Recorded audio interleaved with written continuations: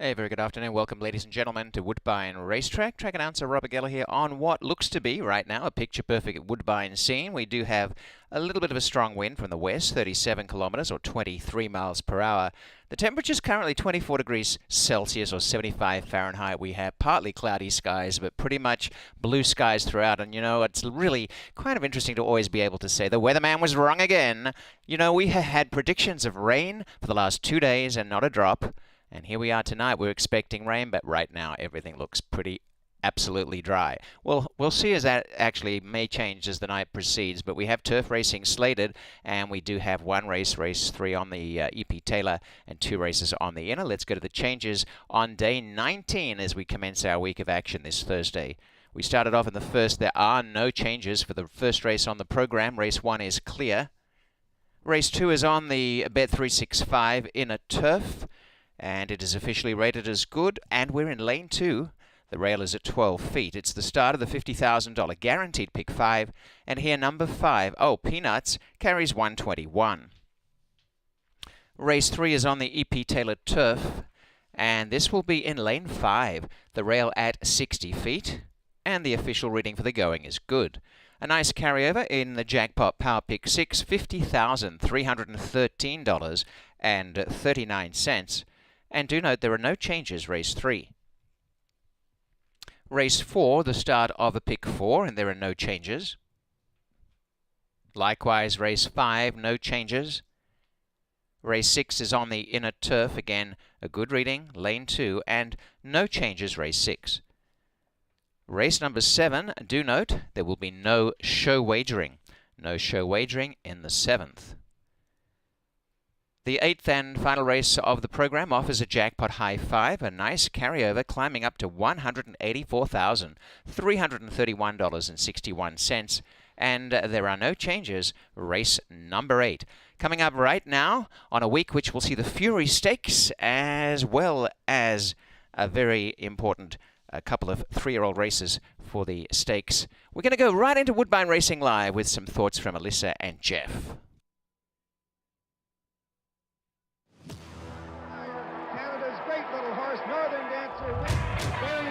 Secretariat on the outside.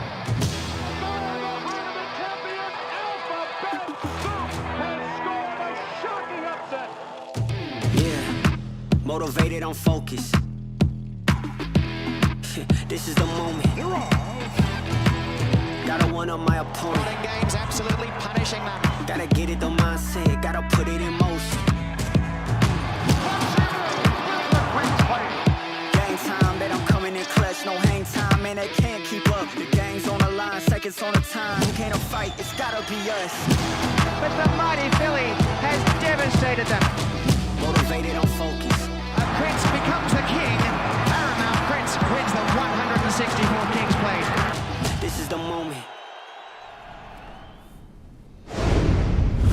Horse racing fans, and welcome to a Thursday night edition of Woodbine Racing Live. I'm excited about this, Jeff. It's my first Thursday Twilight, but I'm no stranger to Twilight racing, however. But excited about the 8 races we have on tap for you. And Robert was right. The weatherman was wrong. Not in Niagara, though. We got a heck of a lot of rain, but we're on the turf today, and it's listed as good. Yeah, both courses listed as good. I'm out further east, and there was all kinds of, my phone was exploding, warning, stuff like that. But all we got was rain. You got to get in the bathtub. I know. I was ready. I had my, I was under the bed because I was a little bit scared. I had my teddy bear. Yeah, I was under the bed. I had Winnie the Pooh with me, and but we were, so thankfully, because I thought, oh boy, we're very turf heavy today, tomorrow, and on Saturday. Not so much on Sunday's card.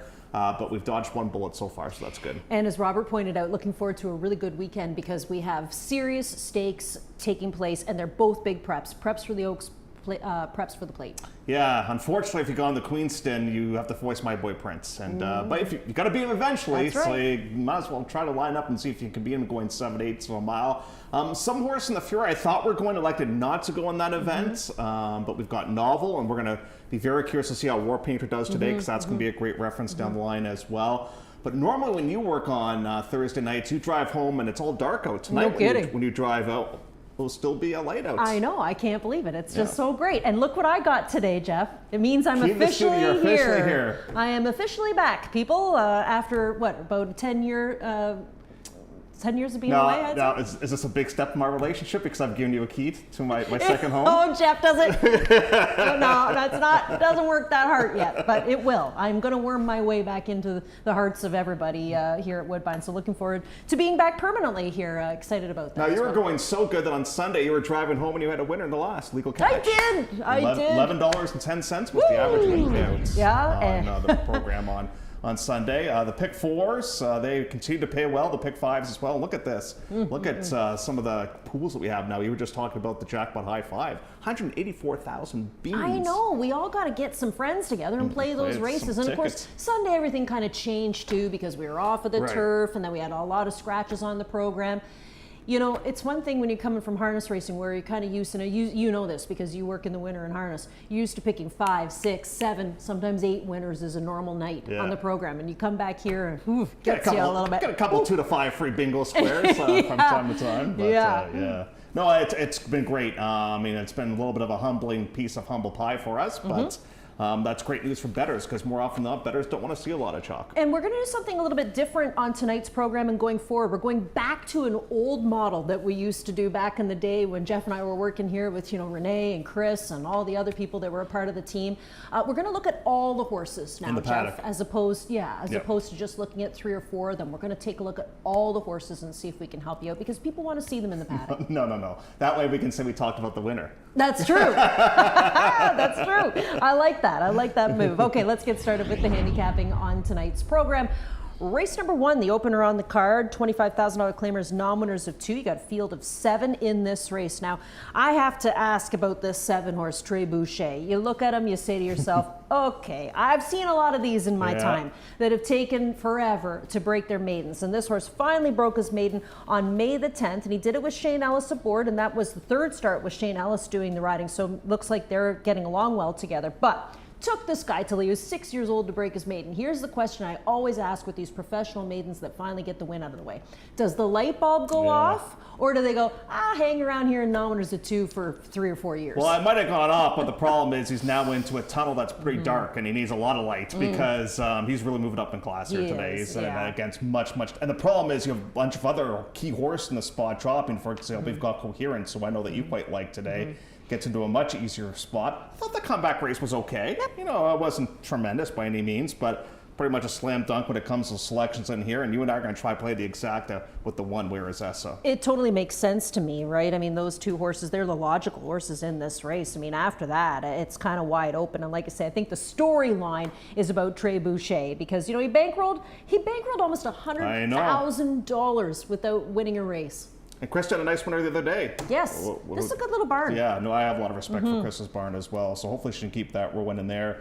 Race 1 at 6.5. By the way, we're just looking at the flags there. That's a pretty stiff win they're going into at the top of the stretch. Right. So we'll see what type of impact that has. One thing we did look at, though, I looked at the weather, and we're clear for the night tonight. So it's going to be sunshine all the way through. Probably a great night to be sitting on the Stella at 12 patio. Oh, yes, with a nice cold Stella. Yes. Maybe we'll join them later on, Jeff. Race number 2, second half of the early double. Now we're on the inner turf. Of course, it is listed as good. We are out in lane 2 for tonight's program. Now this is kind of a fun race because we have Paradise Perfect in this spot for Hall of Famer Roger Atfield, and this is a horse coming in from racing in Ireland, and we don't often get a lot of these horses on a regular basis. We'll see them on the big cards. They come here to get onto the E.P. Taylor turf course many times, but this is coming in from the Curragh in Ireland, and of course this is a horse who would be used to going the opposite direction as far as racing is concerned. Will now have to go the North American direction here today, but you were able to pull up a replay from this horse's last race. Oh God, I love technology. YouTube, it's a great thing. And here's a look at Paradise Perfect. And this was an okay race. It's a bit of a short replay, but this is all we could kind of get from the World Wide Web. And it's a good race. Now the problem is the horse loses to the favorite on this day, which necessarily isn't a bad thing, but when the favorite was winning for the first time in 12 races, that's not great. A lot of these horses that we've seen from the Atfield barn, these Fipke colors that have not made starts starts in North America that have raced here so far this year have had a real tough go. So I'm hoping this horse can get on track. We're going to take a look at the head-on for you here in a couple of seconds as well, just to give you a bit of a different visual in here. Now, I've really done some research with this horse because I'm a nerd, as you know. This horse has worked 19 times in North America getting ready. Jeez. And the reason why I eventually swayed in this one's direction was this horse was entered in a maiden special weight race at Gulfstream Park back on March the 16th. Okay. So Roger obviously likes the horse, and now because of the perfect timber factor, Ontario Sire, you get in for this really easy conditioning here, this maiden optional 40. The problem is you've got Chasing Trouble, who looks pretty good on paper, and all of a sudden, Jason Hoyt's riding. I can't remember Jason ever riding for this outfit, Roger, too, no. which is very unique, too. So very, very curious to see what we've got here in the hands of Paradise Perfect. This horse is either going to win, I think, or I'll be faster than Paradise Perfect today. Well, he's got some kind of sketchy form, too, because you look at him, and he's got some races where he was eased and where he pulled up even. But, you know, like you said, there's certainly a big foundation into him, and I'm sure Roger's happy that the turf course has some give to it here today, because he's actually never been on a firm turf course before. I'm scared of Warren charging here, because this horse might wire the field with Pietro aboard. This horse is very, very quick, so that does worry me a little bit today. That's the 8 horse here for Tino Attard, and Tino looking to get off the schneid in race number 2. Let's go to race number 3. Now, this time we're on the turf, but it's the E.P. Taylor turf course. We've got a field of 7. It's also where we kick off the Jackpot Power Pick 6. The carryover's growing, well over $50,000 up for grabs now. And you talk about horses like this Ian Black horse, talk to you later, who's had a start already, albeit the start was on the inner and now moves to the EP. But I mean, she's been on the EP Taylor turf course, and when she was in against Stakes Company, so she's stakes place. She was second in the Sweetbriar too. But then you look at a horse like, say, Swingin' Mandy from the Cassie outfit, another horse who's making the second start of the season. Even this 3 Retail Therapist is a horse who comes in out of a tough race and a tough defeat last start out. The problem I'll talk to you later is this horse was in a race last time at which she should have won, but I'm going to give her the benefit of the doubt because it was the first start of the season, and for the first time, she was the target. Like, she was on the front end. Here she is, as a matter of fact. This is a great replay because her and Retail Therapist are coming out of exactly the same race. I'm expecting an off-the-pace effort here today from Talk to You Later. So there's Talk to You Later, and here's a look at the horse that's got the perfect trip on this day, and this is Retail Therapist. And off this trip, if you're a Retail Therapist, you should win. But unfortunately, this horse does get out-finished by Bijou Baby on this particular occasion. Look at how much horse on this occasion that Kazushi Kimura's got here. We're trying. I can't even keep up with the horse. That's how fast this horse is going in here. Now we've got the split, but Bijou Baby gets the jump on us. And you and I were watching this replay earlier on, and could you say that Retail Therapist hangs? I don't think so. No. I just think the horse gets out-finished by a better rider. Exactly. She tried her best. She just couldn't get by a better horse. That's the only issue with her. So, you know, you look at those 3 horses, the 1, the 2, the 3, they all seem like logical players in this race. But what about a horse like the 6, Michelle M? She can be fast. Yeah. And she comes in off of some really fast workouts as well. She'll be the speed, I think, of this race to help set it up for some of the stalkers. I think Friends for Life is going to be potentially very quick, too. The problem with Friends for Life is if you tell me if the horse is going to corner, I'll tell you the horse is going to run well. But this horse always tries to bolt. They've tried the extension blinker. They tried with no blinkers tonight. Yeah. She's got a world of talent, but always gets out on the turn, it seems like. You got to put a pretty serious bit in there They've tried everything, for I that and to help out with that. The other problem I have with her is the fact that she's eligible for numbers of 2. Right? Yeah, that's a so, good you know, point, too, this is a skipping a little bit class. tougher, you know, coming in to face non-winners of 3 instead. And like you said, if she has those kind of an issues, this will be a bit of a step up. Let's go to the 4th race. 4th on today's program, a field of 8 going 3/4 of a mile, a wide open $7,500 claiming event, and that means it could set up for a horse at a decent price to win. These wide open 75s at times can come up salty because you can find horses who have some serious backclass, who maybe raced in stakes events back when they were younger, horses like the 7 Cavala, who'd been racing, you know, we've seen her in the Star Shoot. She's actually stakes place. Yeah. Can she win 3 in a row? And my other question with her is 3/4 too short? It's like she just gets up in time at 6.5. That slight cutback, I don't know if this is her distance or not. And you know what, too? Like, she was so lucky to win her first start of the season. She had winter racing under her belt, and she just got up. So naturally, I jumped off the bandwagon second time out, and she wins for fun. She won it really, really easily. But you're 100% right with everything you brought up there. The distance, can she stay in the zone? Because we know cheap horses traditionally don't stay in the zone. The problem is, Lisa, where else do you go in this race? Exactly. I mean, American Gamble all of a sudden is now in below the claiming price off just one race. I don't really like that all that much. Winya Bay, a lot of chances for that one. Northern, like, I just put my hands up. Look at us. We don't know. So I'm going with the hot hand. And I just hope that I can get one more race at the Cavalla and just turn the page. Me too. I'm doing the same thing as you, and I think it's a lot to ask any horse to race and win 3 in a row. But especially a winter race horse, but here, this Northern Ruby could be the fly in the ointment today because it's Ron Sadler. You and I like to play this barn. And the horse actually had a pretty good race in that first start back to finish 3rd. Might have needed that start and could come back a little tougher here today. Yeah, and she likes to win races too. I mean, she's a 7-time winner overall. The distance is definitely going to hit her right between the eyes in there. I think she's a good little backup play that you've got there to start off the pick 4 segment. 10-year-old mare, man, and she keeps on wanting to be a racehorse. It's not too often you see those mares get older and still want to be racehorses. Many times the boys do, but it's a little bit different with the girls. Let's go to race number 5. 5th race, an optional $40,000 claimer, non-winners of 2 life, and we have a field of 7 going 7/8 of a mile on the main, the all-weather surface here. Now, I don't mind this little race, Jeff, because you got Speed from Criminal Intent, who faces winners for the very first time. We were all on this horse's bandwagon back on April the 12th because he had that start, and then, the start here, plus he had raced at the fairgrounds, and then he comes back and he wins for fun. Okay, fine. So he's got to face winners for the first time. You get Speed likely from this 5 horse here. Valerian Sky? Yeah, now I'm wondering too, the fact that they raced this horse for a quarter with the waiver claim that maybe they were trying to steal one because they were raising the horse up for 40. So obviously they don't want to lose this horse. At least if they do, they want to get 40 for it. And then, what about a closer like say Pontiac in this race? And then we haven't even talked about Hatmaker's Gizmo for Josie Carroll. It's a good little group. Well, I'll tell you, the Criminal Intent, that was a gutsy win last time out. So I really worked hard to pull off that victory. The thing that I don't like, and it's not this horse's fault, is the fact that the runner-up came back to be a huge disappointment on Sunday's program. Same with the 3rd place finisher. Yeah, Bucks Fizz as well. So that race does lose a little bit of merit. I don't think Criminal Intent needs the lead, so I think potentially that's good news. And Ryan Munger, I don't think there's anybody in the jocks room that's running as well as Ryan Munger is right now. He is in a purple patch, as Robert would say. Hatmaker Gizmo is one I've landed on in here. I love the works coming in, and I think could be potentially an improved horse this season. So I'm going to give that one the benefit of the doubt. Hey, you're going to ride with me here. We've got the hat on today with Hatmaker Gizmo. I'm with you too on that one. And I just thought I'd throw this 5 horse in as a bit of a sneaky player. You know what too? Like that was a salty 25 because that Crafty Oaks, that was first time off the claim from Marty. He claimed the horse for 25 last year, and he just jammed the horse right back in for 25 this year. So I think they were taking edge with the winner on that day. This is what I'm thinking. So you're picking up when I'm laying down, buddy. That's race number 5. Over to the 6th race. We're in lane 2 now, back on the inner turf course with a field of 7. Isn't it nice? No scratches or changes really on today's card. Oh, this is great because when I was driving in, I thought, oh, please be on the turf, and we are. So that's great.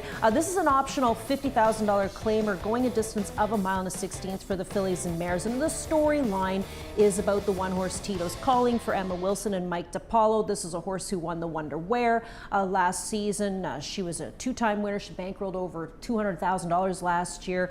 And the last race for me, the race on May the 4th, the comeback race, to me is like a work. Yeah, too short. Yeah, going 6.5 furlongs. She wants to go long, and she was scratched out of the Bell Mahone to come here instead. Yep, no, that's a beautiful spot. It's a well-played move by DiPaolo in here. I think it's absolutely the right move. I do think she's much better on the turf as well. You and I had a rather lengthy discussion the other day about Marksman's Queen and her presence in here. You thought maybe they were using this as a stepping stone for maybe like a race like the Nassau. Yeah. I think maybe they're here because of Lasix. They get into a much easier spot, obviously, in here, and should really be prominent early on. Now, the problem with Marksman's Queen is the horse is going to get over bet. You see Kamura, you see Motion. Yeah. You see coming out of $250,000 stake race, Yeah. you're going to get hammered. So I think potentially your horse is going to be a little bit higher than what Tito should be in there. But I think it's 1-2-2-1 all day long. And we're talking about those 2 horses, but then you have other stakes winners in this race. Look at Wickenheiser. Right? Exactly. I realize it took her a long time to pick up her 2nd win last season. She has been a frustrating horse for me. The way that she won first time up to start off her career, I thought she could be any kind. Just nice to see that she finally picked up her 2nd win. And how good is the having a Canadian bred program? Look at Wickenheiser has won 2 races in her career, and she's made $250,000. And she gets a new pilot here today too. This just happens to be a nice jockey trainer combination. So watch for that. Race number 6 on tonight's card is likely, it's the feature. It's the on-track feature, we'll say that.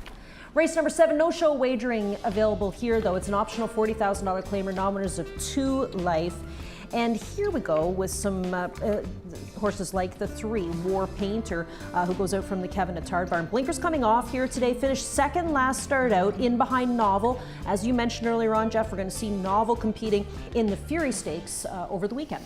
Now, I don't know about you, but I must admit I don't probably put as much stuff away, like clothing-wise. I've got clothes on like chairs and. Oh, you're messy, is what you're saying. I'm organized but messy. Organized chaos, yes. But hangers, they're a good thing to have. Yeah, unless they're in horse racing, and there is a hanger in this race. You know it's going to get I there wondered eventually. where you were going, yeah. I was going this way, but I had to get there. And this is a War Painter who now consecutive races has come, and this is a bit of a frustrating horse. This is an Oaks caliber horse. I really feel that, and we're going to go on a 16th, and it's a perfect race placement in here. And here's a look at War Painter right now, and here's a look at Novel, who is here. Now, I kind of like the way that they're programming War Painter in here because they go, in a race it's probably too short for her, and now they're going to stretch things out to Guamano 16th. They could have gone the Fury, but they want to stay probably in a route race, and isn't it nice they still have this nominators of 2 condition? Now, Novel was winter trained, so that's a huge plus, but just look, the way that we're gliding up in here, now I realize you're 15 cents the dollar in here, so you're probably just thinking, okay, I've got the free bingo square in the pick 5, so I'm just going to turn the page. But this horse hangs, and this is now 2 consecutive races in a row where this one does hang, and that is not a good thing. Now, sometimes we forget that horses are herd animals, and they want to stay with their friends. Still, I'm thinking the horse on the outside is going to win. Yeah. Now, the good news is, look how far back we are to everybody else. Yeah. It's a bit of a dirty head bob there for War Painter to lose that race. Hopefully she gets back on track here today, and we have to get rid of those hanging tendencies. And I wonder, as a rider, if you have to time the move just right on a horse like this. See, here's my theory on it. Because last year was her 2-year-old season, and you're breezing 2-year-olds in a big, big barn like the Kevin Attard barn. You're breezing them in company all the time, and you're saying, okay, how you want them to finish when you're going out and you're working? They say, just let them finish together. Let them finish together. And she's learned how to finish together. Unfortunately, she needs to learn how to pull just a few lengths, or maybe a half a length up in front of the other one too. And a lot of that can be learned in the morning as well. But the blinkers are coming off here today with her. I'm going against her. I'm going with this now as a breeze for Josie Carroll. Second finish, last start out back on May the 10th, and behind Silent Sky you get Vivez back aboard, and she was busy on Tuesday. I saw that she won a couple of races. I know, the girl's in high demand, right? Yeah, she had a couple steer jobs down at the Fords. She did, yeah, I saw that, and so she just keeps on making checks, but no show wagering available for you in race number 7. The 8th race is the finale on the program here today, and this is where we offer the jackpot high five, and as Jeff and I had pointed out earlier on, it is really growing the carryover, well over $184,000. Get some friends together. Everybody puts a couple of bucks in the pool, and you can see if you can come up with the winning ticket for a big payoff. What do you do here? You got Stormy Ocean for Pat Dixon. Now these are maidens for 15 going 7/8, so these are tough, and I love when the race off. They always seem to do this to me. Give me cheaper maidens for the last race on the program. They don't want to make it so easy for us handicappers to try and sort out the jackpot high five, but you've got to start to read between the lines on some of these maidens. I don't like to go with horses that are, still trying to break their maiden 15, 16, 17 starts. I like to try to go with the horses a little bit lighter. The Stormy Ocean is only making the 3rd start in her career. She did race once last year as a 2-year-old. Forget all about that. The comeback race against $10,000 claimers was much better. She didn't break all the best, but she ended up finishing second, only beaten 2. They raise her up here just slightly today to $15,000. It looks like it could be her. It looks like it could be the Tina horse as well. Silent Patsy, one with Kimura aboard, also making the 2nd start. The only thing to nitpick with Stormy Ocean is the fact that the race that she ran, and she got a good figure, is she lost to a professional maiden in the process by the name of Smoking Chloe. But that was a much improved race for her. And now she gets to stretch things in a distance, which I don't think is going to be a problem at all. I don't know if you're a big fan of the Big Bang Theory, one of my favorite I love that shows. Show. Yeah. So there's a famous episode where, Sheldon was doing something, and he has all these papers, and he's writing all these contracts, and he just throws them all up in the air. I got to this race, and that's literally what I wanted to do. I landed on Calm Cool in here because I had to pick somebody. I don't love the horse. I thought the horse made a nice middle move in that race. The barn isn't exactly razor sharp right now. So I landed on Calm Cool in here, but I hope by the time I get to race 8, I hope I have enough money in my pocket that I'm just a happy camper and I can have some fun there and maybe experiment with a couple of price plays. Here's what I sometimes do in that last race. I get in the car. right? I don't watch it. And then I surprise myself 10 minutes later and go, oh, I got it. That's what happened to me last Sunday. That's right. Because, like I say, this is a bit of a crapshoot, race number 8. And then what do you do with high program. treason? I mean, that's like 0 for 19, but the horse looks pretty good. I know, because we keep picking up checks. But again, it's like a professional maiden. And even I don't mind this Zodiac Beach. I don't know. Maidens for any kind of cheap claiming price are often tough to sort out. So that'll be how we wrap up the card today. And like I said, 8 races. You got good races, a little bit of everything. We're on the turf, we're on the EP Taylor turf, the inner turf, we're on the all-weather track as well. We'll take a quick commercial break. When we come back, Jeff and I will take a look at some of the plays of the day, as well as the Clockers Report. Love horse racing? HPIBet.com is Canada's leader in online horse betting.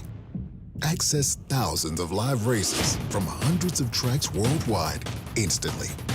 Enjoy the most advanced betting tools like AI Smart Picks and exclusive cashback rewards you won't get anywhere else. Join today and get up to $100 in free bets. Get the ultimate horse betting experience with HPIBet.com.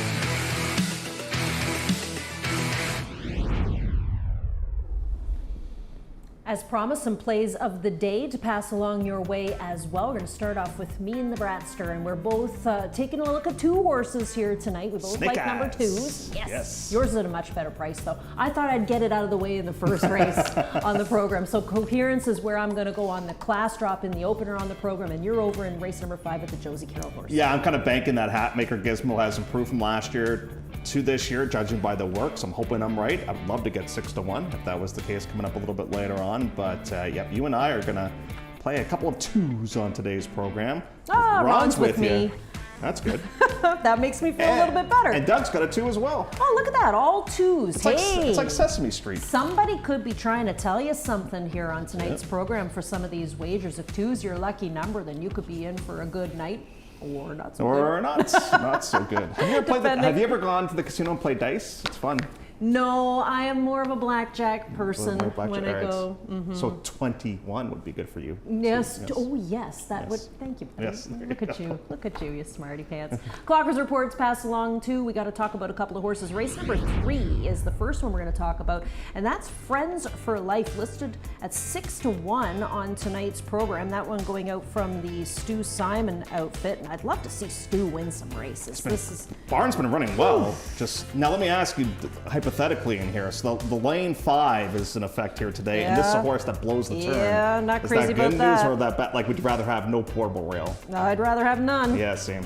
But Same. hey, I mean, he must have worked good to catch the Clocker's eye. And then in tonight's 6th race, Tito's calling. Well, we talked about Tito. I mean, that is kind of the big story on tonight's program. This horse from the DePaulo barn, who is a horse who was actually scratched out of the Bell Mahone to come here instead. But he points out that she's been training very well this spring. So not just the last work, but all spring they've liked the works. Yeah, she's been a lovely, lovely horse. Longer the better on turf for her. That's her game, and she gets to go a mile and 16th today on the inner. So I think that's a really good selection there in race number 6. And just the other day, he gave us that first time starter from, what was it, the John Ross? No, it was Doug McPherson's dad, Sandy McPherson. Yeah, Sandy McPherson's, and I mean, that one went completely over my head. I missed that one. It was very completely. game, too. Yeah, you're going to have 2-year-old races on the Saturday program and a big field of 2-year-olds on the Sunday program as well. Yes. No Winterberry, though. We keep waiting for our buddy Winterberry. Yeah, but we are going to see some good ones, and we like watching the babies. Oh, the best. You know, the future of racing, and of course, you know, getting to look up all their pedigrees. That's what us nerds like to do on our days off, look up pedigrees. That's it. Alrighty, 21 minutes to go before race number 1 on this Twilight Thursday card. Looking forward to talking about every horse competing on this evening's program.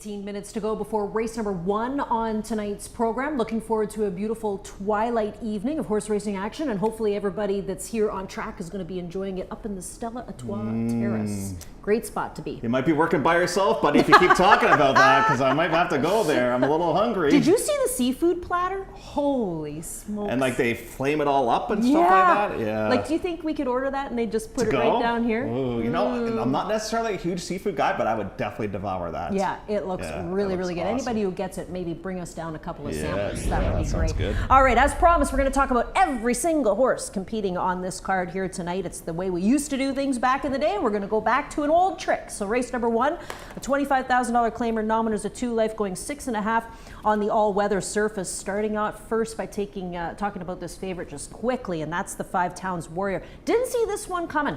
This horse listed as the favorite. I thought a lot of people would be looking at the 1 and at the 2, Coherence, and Coherence currently at 7-2 right now as we take a look first at Where Is Essa being saddled outside. This horse already has a start underneath his belt. It was back on May the 5th, finished 3rd, but in behind a horse, Musical Spell, who has since come back to win. I mean, that winner is pretty good. That Colonel Mustard, that's not a bad reference either. So comes out of an extremely difficult race. I imagine it's been a little bit frustrating for the barn not having won as of yet, but for the most part, their horses have been running quite well.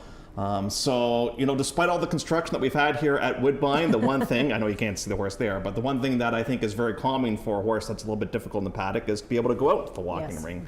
And that's exactly what we've got going on right now with Where Is Essa. The 1 for 17, it is what it is, but the horse is coming off of a good race. Well, you're looking at a 1 for 17. Now we're going to take a look at a 1 for 16, and that's the 2-horse Coherence, currently at 7-2. Goes out for Willie Armada and is on the drop for the second start. Looks great pre-race. Like what I'm seeing so far. That comeback race was actually pretty good. I do realize that the horse would take a long time to break the maiden, but after breaking the maiden, look how well the horse ran to wrap up the season last year. That was a big race. And then the comeback race was fantastic as well. Now, you and I often make the point that sometimes you can drop and it could be too late. I don't think that's the case for this one. I think finally the horse got a little bit of confidence, and I do think, you know, if he fires one of his better shots, he's going to be right there in the mix of things. I thought he'd be the heavy favorite in this race, but clearly we're wrong at this point. The 3-horse Agile Dancer is getting some support here, currently at 3-1 for Steve Attard to get Fraser Ailby, who's been a pretty hot bug rider around these parts. Comes in off of a race in against 25 Non-2, and that was a 4th place effort. Comes out of the same race as the 1-horse Where Is Essa. Right, so if you like the one, you got to like this one. It was a really wide journey, and the comeback work, just to maybe put a little bit more speed in the horse, was in 36-1 getting ready for this engagement too, and it wasn't all that long ago that Steve reached his milestone, 500 career wins, so hopefully he can keep that going. The 4 is Moment of Peace, going out here for Richie Morden. Now, this is the first start of the season for this now 5-year-old.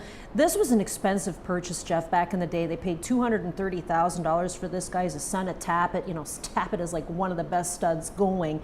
But he's been quite disappointing with just the 1 win from 18 starts. The one thing I do like is they're taking advantage of the waiver claim scenario, too. You know, they could have run the horse right back for 25 and said, take him if you want him in here, but they're going to take advantage of the waiver claim in here. Traditionally, I find with this barn, I usually play them 2nd or 3rd time out. But definitely maybe a horse to use in the Superfecta and the Trifecta portion of your tickets. Yeah, here's another horse you might want to take another look at, the 5 Towns Warrior, a 4-year-old son of Speightstown, 1-time winner from 17 starts. Now, this horse had been in the Mike DiPaolo barn and was racing for Mike, then got sent down to Steve Chirkop to race at Penn National. So they must have wanted to try and get this horse onto the dirt to see if maybe dirt could wake the horse up, and the horse did win, broke his maiden there against Maiden Special Weight. I think that was the key. I think they just wanted to break the maiden. So they got into an easier spot down there. They got the win, and then the form kind of fell apart a little bit. Now, ran a little bit better last time out. Had a bit of a difficult journey in that most recent race as well. I don't understand the money myself. I was kind of figuring this would be around a 5 or 6-1 shot in this race. Still might be in here.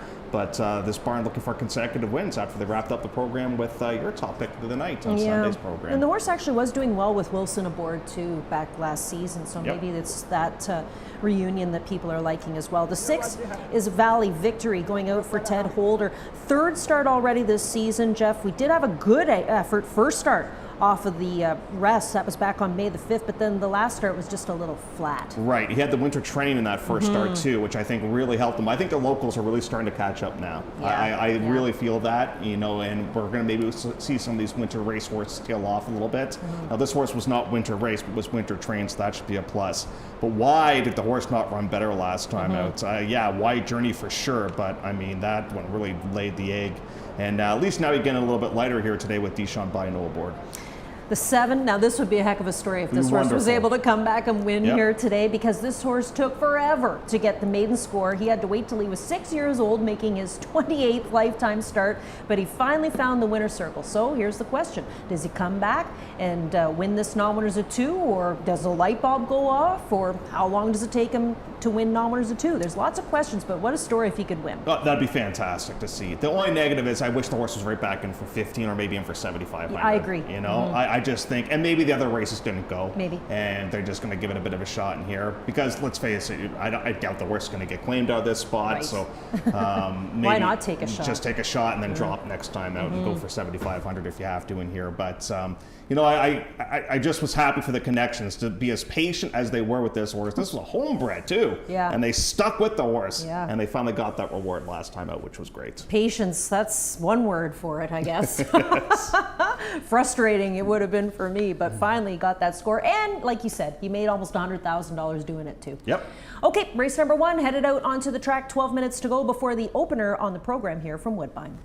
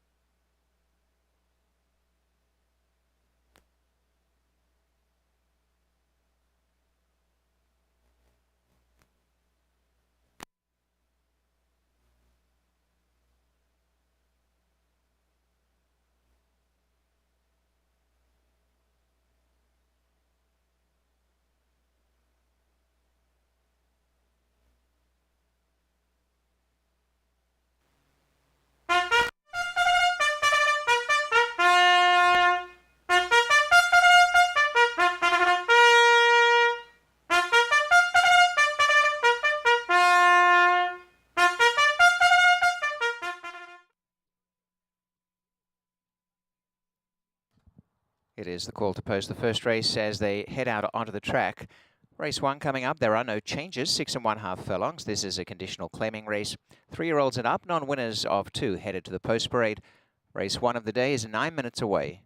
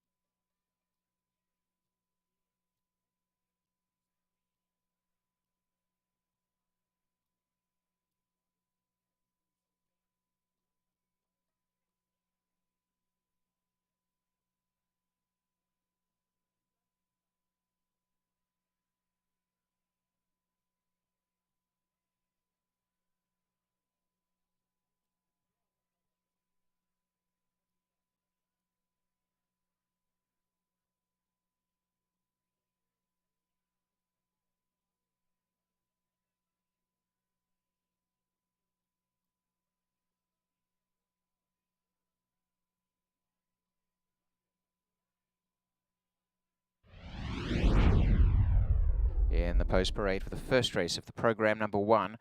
Where is Essa? Is trained by Paul Buttigieg for Buttigieg Training Centre. The rider is David Moran.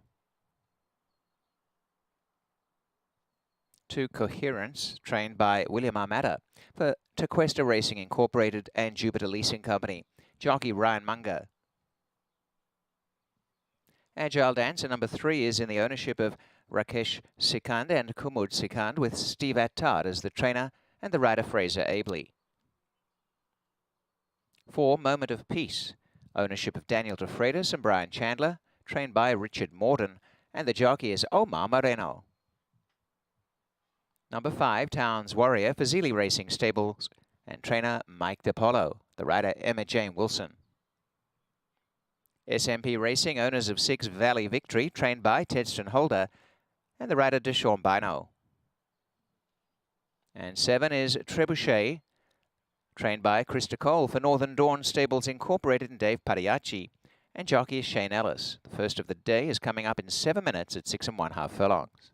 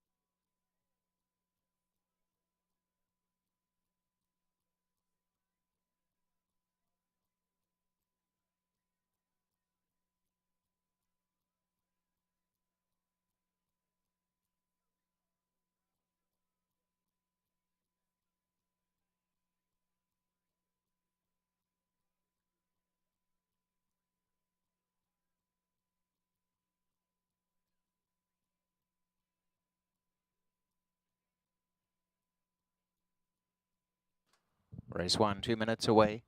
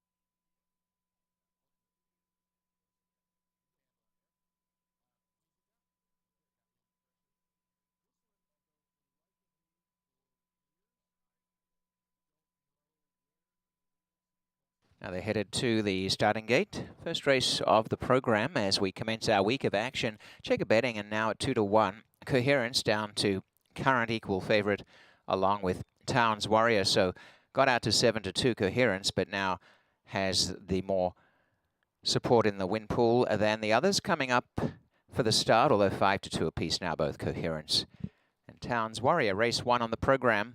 We will have 2 races on the inner turf and 1 on the EP Taylor. On our 8-race program, as the first along is Where Is Essa? Sunny skies for Woodbine here on this Thursday night as they move up.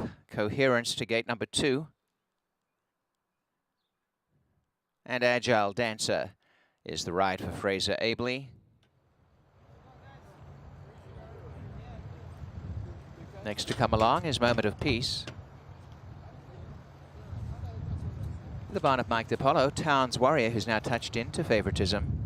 Towns Warrior, gate 5. Deeper out is Valley Victory. And to the outside, Trebuchet. Race 1, they're all in, locked up. Off and racing, and a perfect start. And going for the lead, Valley Victory deeper on the track, got out in front of a wall of them. Coming forward towards the inside, Where Is Essa? Showing up is also Agile Dancer as they settle down, and coming up on the outside, Towns Warrior, line of 3 just behind with Moment of Peace, and about 2.5 lengths away back to the tail end is Coherence. And as they settle into stride, at this stage, Trebuchet is about 5 behind, but racing in front and clearly Valley Victory. Valley Victory at the half mile, nicely out from Towns Warrior. Pushing through is Agile Dancer. One who dipped out was Moment of Peace, still there on the inside behind the leaders. Where Is Essa? Up the inside, Coherence is now starting to run, has some room and is coming up about 4 off the lead. And last of all is Trebuchet. They come to the 5/16ths and Valley Victory leads by a length. Agile Dancer, Towns Warrior, Where Is Essa and Coherence catching the pack. A long gap, the others. Trebuchet at the back with Moment of Peace as they corner. And now Towns Warrior looms on the outside under pressure. Valley Victory joined by Where Is Essa, Towns Warrior, Agile Dancer, and hooking wide Coherence. About 5 chances here. Battling on Valley Victory on the inside. Right down the outside of Towns Warrior and Coherence. And battling away, Where Is Essa? Valley Victory on the inside, still in front. Now Coherence deep on the track coming, but Valley Victory and Coherence as they come to the wire. And on the outside, Coherence narrowly from Valley Victory, and back in third, Where Is Essa, followed by Towns Warrior. And the time 1:17.98.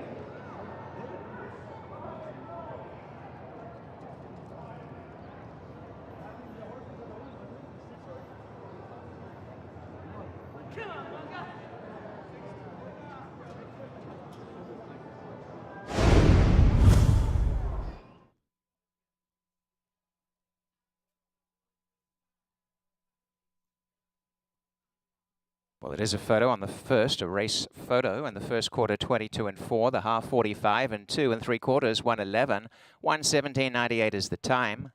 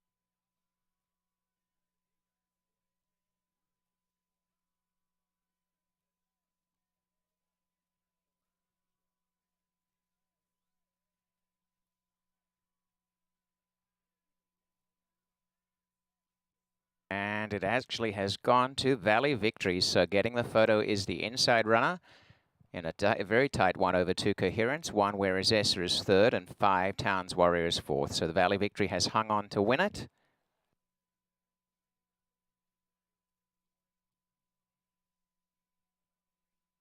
And into the winner's circle for Tedston Holder and SMP Racing is Valley Victory, a Bay 3-year-old gelding by Bali from Suda Stardust, and that's a Street Cry Dam. The Meadows on South Park Limited bred the winner in Kentucky, and it is a victory for Deshaun Bino in a very tight photo.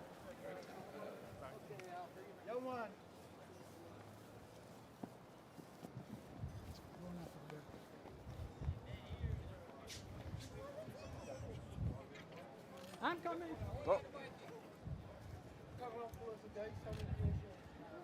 Valley Victory with that win, hanging on for the connections, is now a breakthrough winner in what was simply a 10th start, but had less racing than the runner-up Coherence.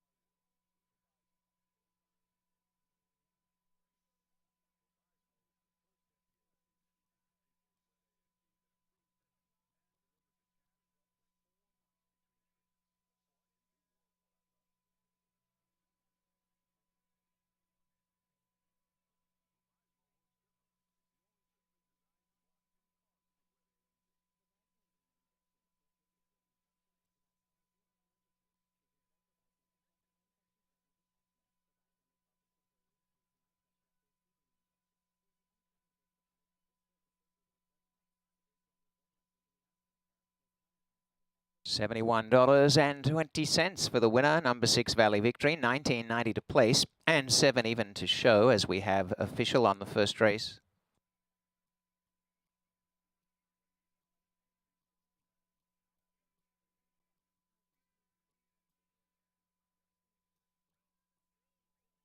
And that exacta 6-2, 259.70. The try 484.65, and the super $1,931.05 in the swinger 1610.45, 269.35. The 1-2 is 310.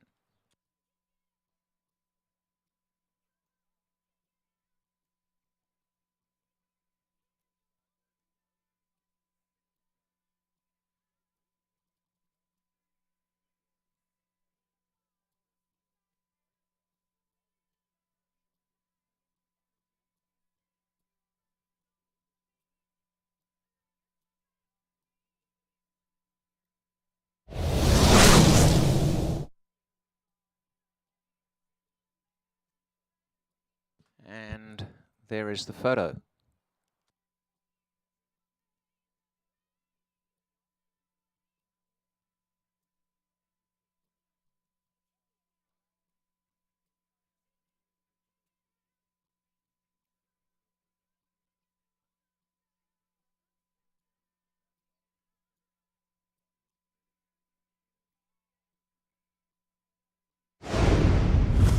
Locked up. Off and racing, and a perfect start. And going for the lead, Valley Victory deeper on the track. Got out in front of a wall of them. Coming forward towards the inside. Whereas Essa showing up is also Agile Dancer as they settle down. And coming up on the outside, Towns Warrior, line of 3 just behind with Moment of Peace. And about 2.5 lengths away back to the tail end is Coherence. And as they settle into stride, at this stage, Trebuchet is about 5 behind, but racing in front, and clearly Valley Victory. Valley Victory at the half mile, nicely out from Towns Warrior. Pushing through his Agile Dancer. One who dipped out was Moment of Peace, still there on the inside behind the leaders. Where is Essa? Up the inside, Coherence is now starting to run, has some room and is coming up about 4 off the lead, and last of all is Trebuchet. They come to the 5/16ths and Valley Victory leads by a length. Agile Dancer, Towns Warrior, Where is Essa, and Coherence catching the pack.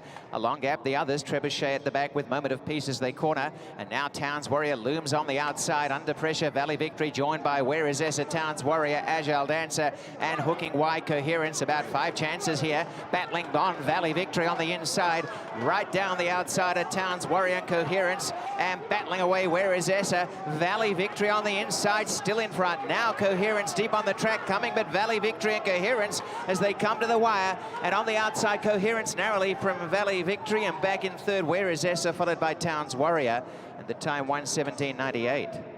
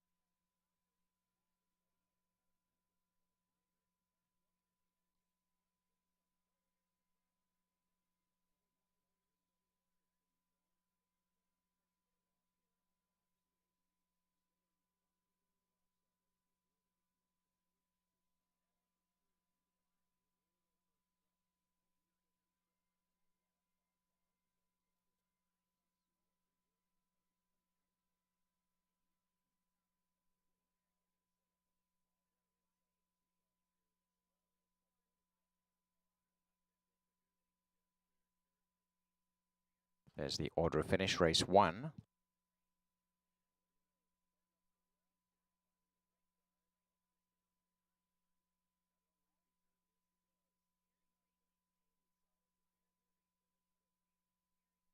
Now, there was a claim out of the first. It was Coherence, who has been claimed, goes from the barn of William Armada to William Theranos for Natural Aid Stable.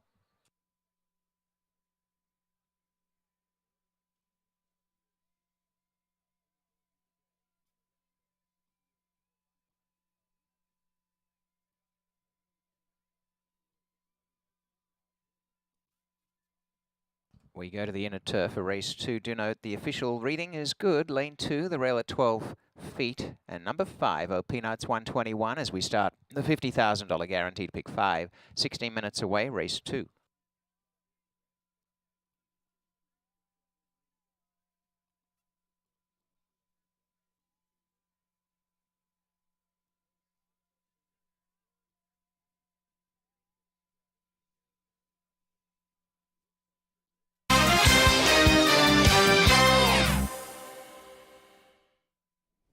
Yeah, numeric.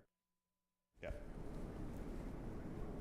15 minutes to go before race number 2, second half of the early double. Oh, what a nail biter of a loss if you back Coherence in race number 1 of the program, but what a good thing if you played Valley Victory, you get $71.20. And happy for Deshaun Bino too. He suffered a pretty bad broken leg. I think it was maybe the second last day or the last day of the meet last year in the starting gate incident. So great to see him hold on. I could not have foreseen that horse running that well. Maybe the wide journey cost us there, kiddo, because I think so. That was a tough beat there. Yep, a little bit tighter of a trip, we might have got it. But let's go to race number 2. We're in lane 2 for the second race, second half of the early double. 7.5 furlongs the distance. The one horse, Dare to be King, going out for Terry Brooker. This is a horse making the second debut start back. Not much of a factor at all. We'll move over to the 2. 5-2, the price on Chasing Trouble. Now, this is a horse, Jeff, that Michelle Love had been training last season as a 3-year-old, now moves into the Mike Dunslow barn. Rumor has it was named after you at one point. That has shown some ability. I don't know why the horse is now transferred over to the Dunslow barn, but they've made that decision in here. And every once in a while runs these big races. Has run well on the inside turf course in the past as well. Figures to run very effectively here in this spot yet again too. So this is a real logical horse, and more often than not, if Mike can get Patrick, yes, that's a pretty good move. It's a good combination. The 3 horses Paradise Perfect. Now this horse is going to get the surface that he wants here today, a surface with a little bit of give to it. The turf course is listed as good. He comes in from racing at the Craw in Ireland, so that's a track where he would have been competing clockwise. He's got to race counterclockwise here today. Kind of a good news, bad news situation when it comes to Paradise Perfect. Lost a horse that took forever to break his maiden in that last start in August, but beats the rest of them. That was rather a full field of 15.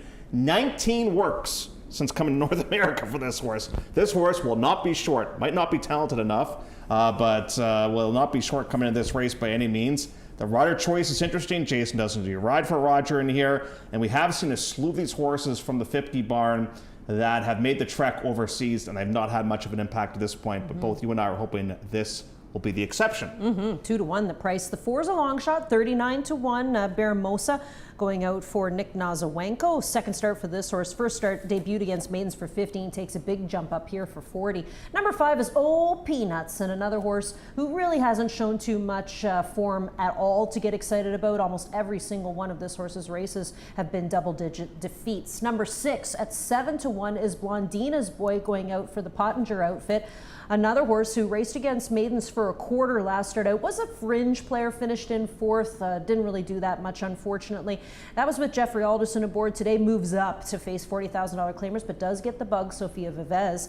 The 7 is Big Shooter, 10 to 1 the price on this one for Nick Nazawenko, horse making the first start of the season. Now, Jeff, here's a horse that's on the drop, dropping from maiden special weight in for $40,000. And if you peel back a lot of different layers and go all the way back to that second career start when the horse was aggressively spotted, it was a pretty good performance on this particular turf course, as a matter of fact. Now, this barn, they traditionally really take their time bringing their horses over. We have not seen, any of them run great to this point, but don't get caught looking, because at some point they're going to bring in a real price in here. And Big Shooter does like this course, and a couple 5 furlong works getting ready for this engagement. War in Charge almost won at first asking on the turf course back on October the 30th. Finished second on that day behind One Bay Hemingway, who turned out to be a pretty nice horse. He gets back onto the turf here today. And look at that start. They were 10 lengths clear of everybody else in that race. Now, the question I have to ask is, why all of a sudden did they drop into face those 25,000 claimers to wrap up the season? Were they just trying to be super aggressive? The horse blew a 3-length lead there. But you know what the game plan is with this horse. Catch me if you can. Just taking a look quickly at the extended blinker that's on that that's 3 something horse that we as didn't well. notice. Yeah, on so that for replay those of you who might be watching or looking, there is a big extended blinker on the right side on that 3 horse Paradise Perfect. So there's one that you might want to take a look at on the turns. The 9 is Mucho Magnifico going out for Cititard, first start of the season. I can see the horse running well, for sure. I mean, you wrap up last season against much tougher competition than what you're going to face here today. Turf breeding-wise, Mucho Macho Men's, they're not bad on the turf, as a matter of fact. Out of an Old Forester mare. Now, the mare never won on the grass, but traditionally the Old Foresters have been able to handle the surface okay. This is a very good jockey-trainer combination and a big number in here. Why not take a bit of a flyer? I don't know about you, but I'm not as entertained now with the 3 with that extension blinker on the right-hand side. Yeah, but one thing I like that you brought up on the pregame show, the number of workouts. I mean, there's a huge foundation under this one. And they did enter in against main special weight competition at Gulfstream, so I guess as per usual with every horse, there's pros and cons. But just think about back in the day here when you guys raced turf in the other direction, right? And the horses had to breeze to do that. They had to be okayed to go around, and you would have had to kind of alter some equipment on them, I think. And because this horse is changing direction, maybe we're just playing for safety. And I wonder if that's why Jason's on the horse, because Jason's very good at teaching these horses that are a little bit, they have a lot of idiosyncrasies, for lack of a better term. And maybe that's the case here with Paradise Perfect in here. So we'll have to keep a keen eye on that one. 2 to 1, the price on Paradise Perfect, who comes in from racing in Ireland. Race number 2 comes up for you next.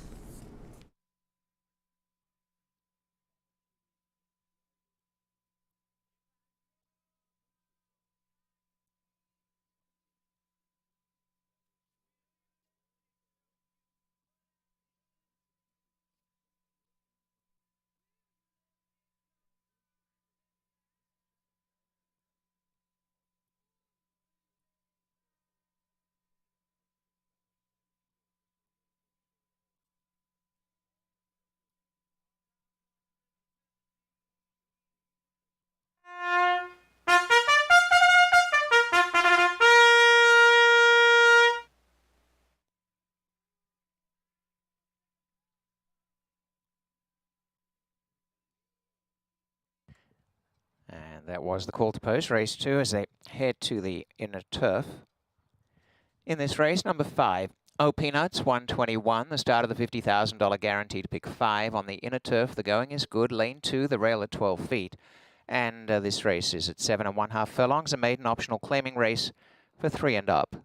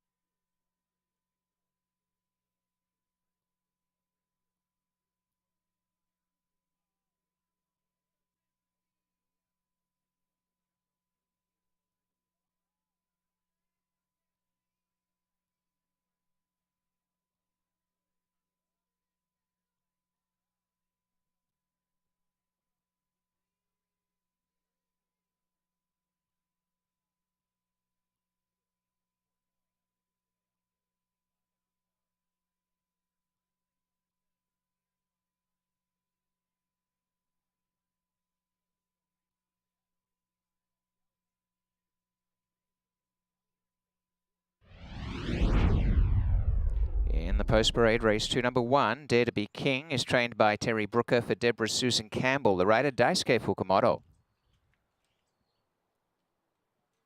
2, Chasing Trouble for Leila Di Pasquale, and the barn is Mike Dunslow, the rider Patrick Husbands. Number 3, Paradise Perfect, trained by Roger Atfield for Charles Fipke with rider Jason Hoyt. 4, Biamosa, in the barn of Nick Nosowenko, owner-trainer, the rider Fraser Abley. 5, Oh Peanuts, is trained by Anthony Pottinger, who's part owner with Heron Lothian, and rider is Shane Ellis. HJT Racing Stable with number 6, Blondina's Boy, in the barn of Anthony Pottinger, and on board is Sofia Vives. 7, Big Shooter, also trained and raced by Nick Nosowenko, and the jockey is Jose Campos. Number 7, War in Charge for Joshua Attard and Jaden Garnett, trainer Tino Attard, the rider Pietro Maran. And the 9, Mucho Magnifico for Tucci Holdings, Sid Attard and Esjuan Flores. The second race is coming up in 6 minutes.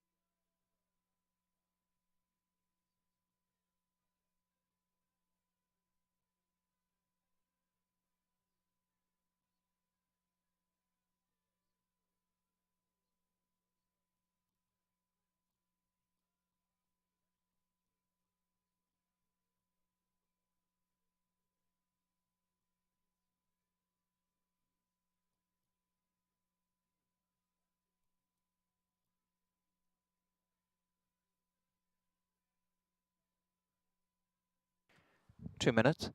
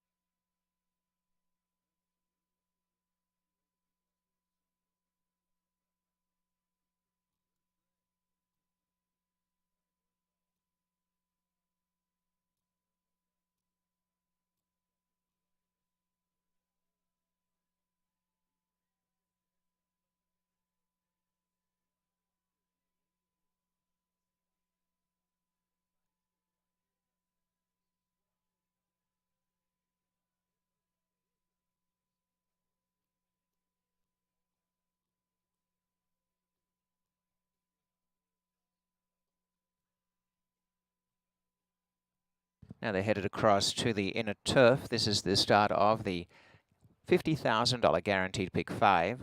Current favorite is number 3, Paradise Perfect. 2-1, 5-2, Chasing Trouble, and 9-2, War in Charge.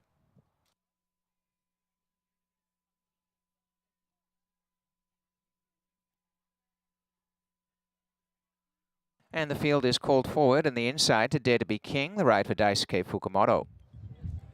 Currently the longest shot on the board is Biamosa, but a big price for Dare to Be King as well. This race down to the wire, a circuit of the track.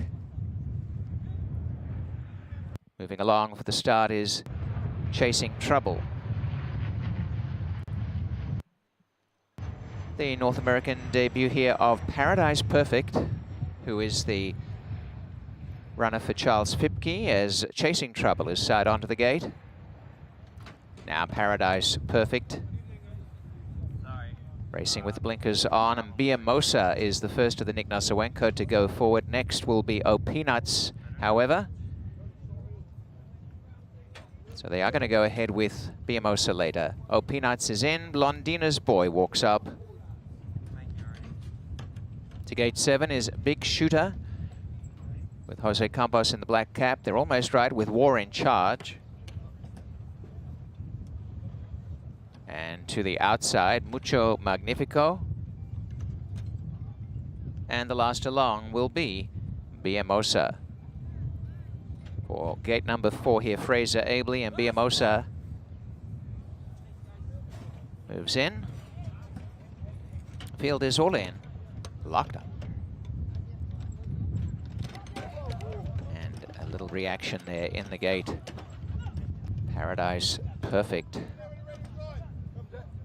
Rider to get back, Jason Hoyt.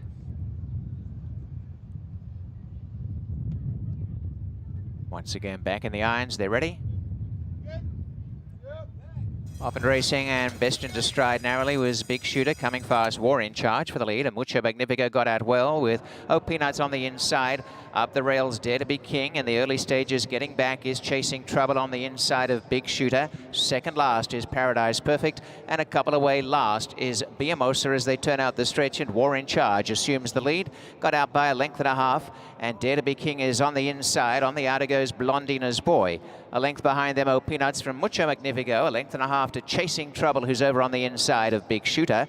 And in the clear, but well behind, is Paradise Perfect second last. And about 4.5 away last is Biamosa. Relaxing nicely in the lead here for Pietro Morin. War in Charge, and is in charge. Shows the way by a length and a quarter, Blondina's Boy. 3/4 away, Dare to Be King third from O-Peanuts. And a break of 2 to Mucho Magnifico, Chasing Trouble. And then Big Shooter, Paradise Perfect. And last of all is Biamosa, who caught the field. They went the half 47 and 4 inside the 3/8 and scooting clear. clear. War in Charge, chased by Blondina's Boy. A break in the field in third, Dare to Be King. On the inside, Chasing Trouble is warming up. Mucho Magnifico behind O Peanuts, and well back Paradise Perfect is on the inside, third last. War in Charge, 3.5 in front of the top of the stretch. Blondina's Boy in second, and now coming is Chasing Trouble, and Patrick Husbands mustering momentum. Chasing Trouble coming up on the outside to challenge War in Charge. War in Charge in Pietro Morin by 2, targeted by Chasing Trouble. War in Charge a length and a half, the wire coming up. War in Charge down to the wire, and War in Charge the winner. A half Chasing Trouble, 7.5 Dare to Be King third, then a three-way battle behind them for the minors. Running on late, Paradise Perfect, Mucho Magnifico the outside, Blondina's Boy the rail, the time 1:30.34.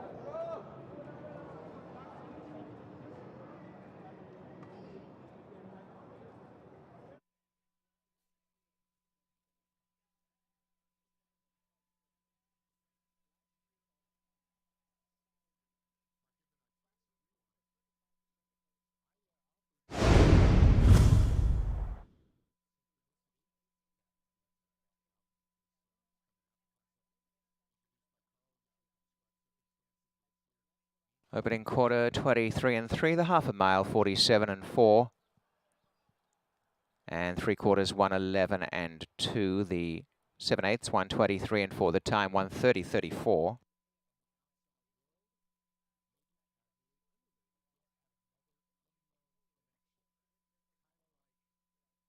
And the winner is War in Charge. Number 8 is first over 2 Chasing Trouble, 1 Dare to Be King, and 6 held fourth Blondina's Boy, 8:2.16 unofficial.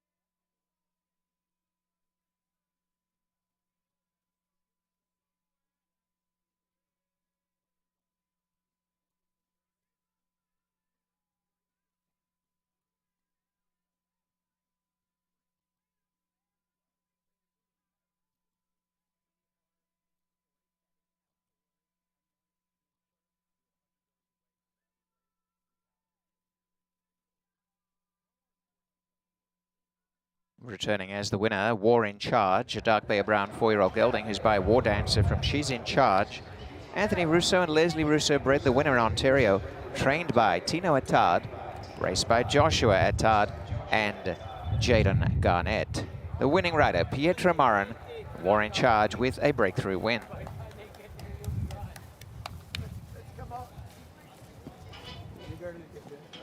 Come. Okay, guys, let's go. Let's go. All the way around, guys. No, all the way around. Keep coming. Right across. Right across. Right across. Much better. Okay, guys. Okay, hold it right there. Hold on, guys. Okay, hold it right there. Try. Thanks, everybody.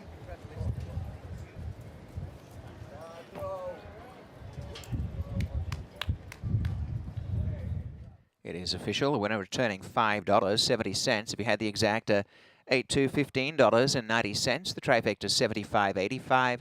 And the super 8-2-1-6, $620.95. That double 6-8, $356.60. In the swinger, 2-8 pays $4. And 1-8, $21.35. 1-2, $18.70.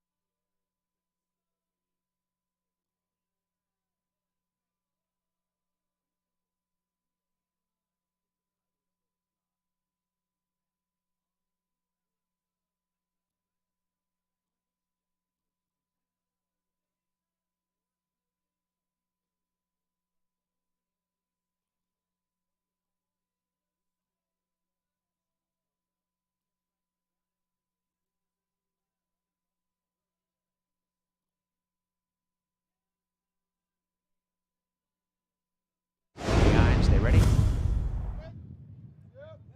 Off and racing, and best into stride narrowly was Big Shooter, coming fast. War in Charge for the lead, and Mucho Magnifico got out well with Peanuts on the inside. Up the rails, Dare to Be King. In the early stages, getting back is Chasing Trouble on the inside of Big Shooter. Second last is Paradise Perfect, and a couple away last is Biamosa as they turn out the stretch, and War in Charge assumes the lead. Got out by a length and a half, and Dare to Be King is on the inside. On the outer goes Blondina's Boy. A length behind them, Peanuts from Mucho Magnifico. A length and a half to Chasing Trouble, who's over on the inside of Big Shooter. And in the clear, but well behind, is Paradise Perfect second last. And about 4.5 away last is Biamosa. Relaxing nicely in the lead here for Pietro Morin. War in Charge, and is in charge. Shows the way by a length and a quarter, Blondina's Boy. 3/4 away, Dare to Be King third from Peanuts. And a break of 2 to Mucho Magnifico, Chasing Trouble. And then Big Shooter, Paradise Perfect. And last of all is Biamosa, who caught the field. They went the half 47 and 4 inside the 3/8 and scooting clear. War in Charge, chased by Blondina's Boy. A break in the field in third, Dare to Be King. On the inside, Chasing Trouble is warming up. Mucho Magnifico behind Peanuts, and well back, Paradise Perfect is on the inside, third last. War in Charge, 3.5 in front of the top of the stretch. Blondina's Boy in second, and now coming is Chasing Trouble, and Patrick Husbands mustering momentum. Chasing Trouble coming up on the outside to challenge War in Charge. War in Charge in Pietro Morin by 2, targeted by Chasing Trouble. War in Charge, a length and a half. The wire coming up. War in Charge down to the wire, and War in Charge the winner. A half Chasing Trouble. 7.5 Dare to Be King third. Then a three-way battle behind them for the minors. Running on late, Paradise Perfect, Mucho Magnifico the outside, Blondina's Boy the rail. The time 1:30.34.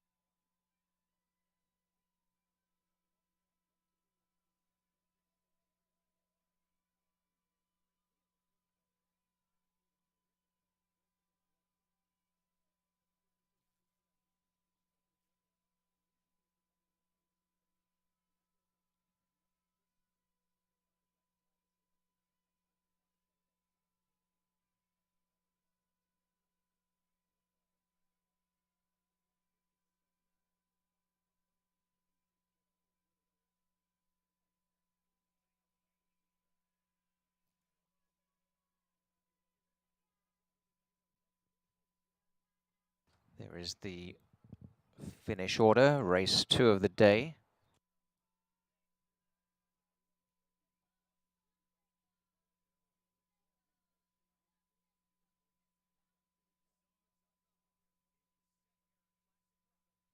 Onto the EP Taylor Turf for race 3. There are no changes. This will be with a carryover in the Jackpot Power Pick 6 of $50,313.39. The going is good, and we're in lane 5. The rail at 60 feet. Race 3 is next in 14 minutes.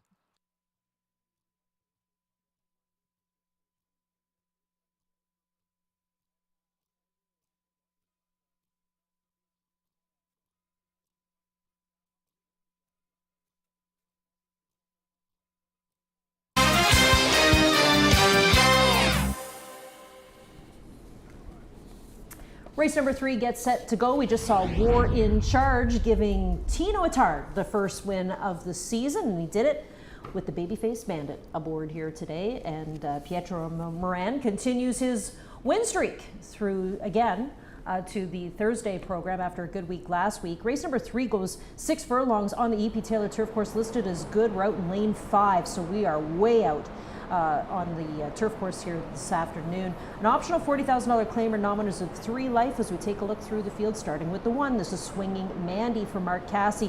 Kimura doing the riding. Here's a horse that had a start already, Jeff. It was back on May the 4th with a 5th place finish. Yeah, it was a total non-factor on that day for whatever reason, just was simply a little bit flat. The good news is she has run very well on this particular turf course in the past. I mean, she lost to a very good one in Stormy Silence 3 starts ago.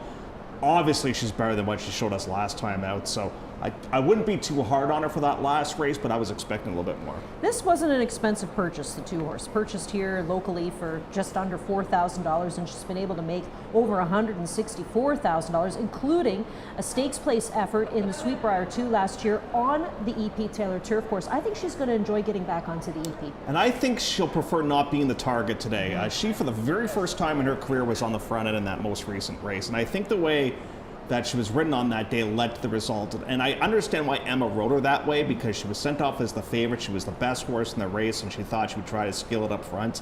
Didn't quite pan out. So now we're back on the EP. I like the cut back. But more than anything, I like the fact that potentially today we're not going to be on the front end. And I think she's way better than what she showed us in that most recent race. The 3 is Retail Therapist, a 5-year-old mare. Now, she's trained by Sylvain Pion, and the horse actually had a great effort last start out to finish in 2nd, just wasn't as good as the winner that day.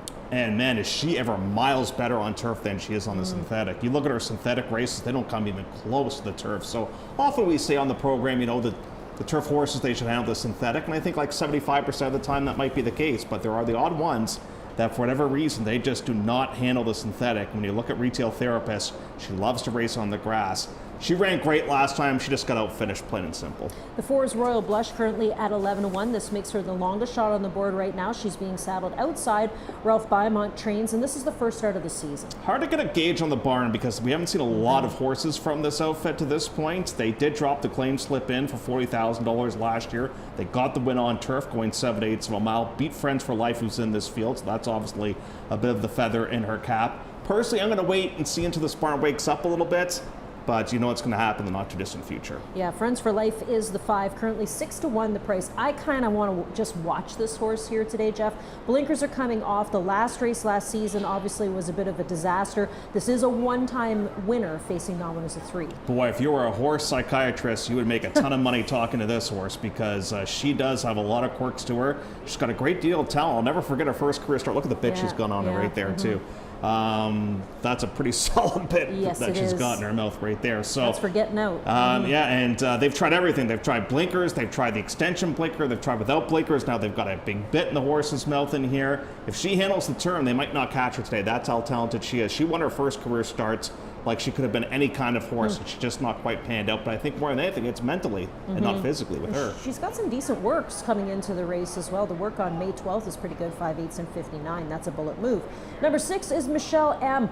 I don't mind this horse here today, Jeff. I know that she was claimed last year a couple of times, actually. She was in the Christophe Clement barn at one point in time, and now here she is with Gail Cox. She could be a bit of a thorn in the side of Friends for Life, but say hypothetically, say Friends for Life goes to the top and this horse on the outside. Ugh. Could it potentially help Friends for Life to have a horse Maybe on the outside, or will this horse get carried wide in there? Because that's kind of how I see this race unfolding. These two horses throwing it down in here. But what I really like is since that last race, just quick work after quick work as well. Now, I realized that last time it didn't quite pan out, but this is a much easier spot for this one today. I think my instructions would be stay to the inside of Friends for Life, just in case. The 7 is Living on Love. Paul Buttigieg trains this, the second start of the season. A good third place effort for a start back. Boy, the last time she won was a long time ago, back in May of last season, so it's been a long, long time between drinks.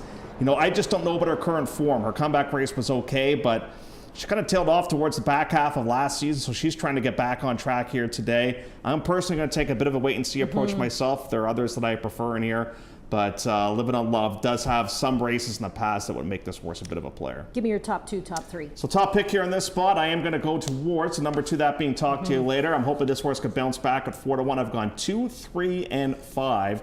I do not have Michelle M, but you have that horse a little bit higher than I do. I do. I went 2, 1, and then the 6, Michelle M, just in case. 8 minutes to go before race number 3. Good luck.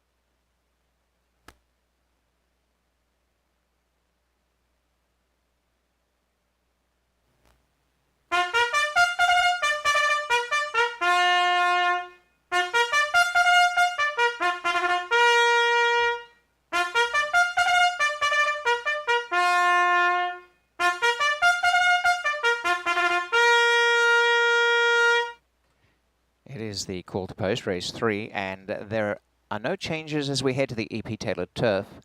Officially good, lane 5, and in that carryover of the jackpot Power Pick 6, $50,313.39 is into the pool. This race will be at 6 furlongs for fillies and mares, 3 and up, as they head out.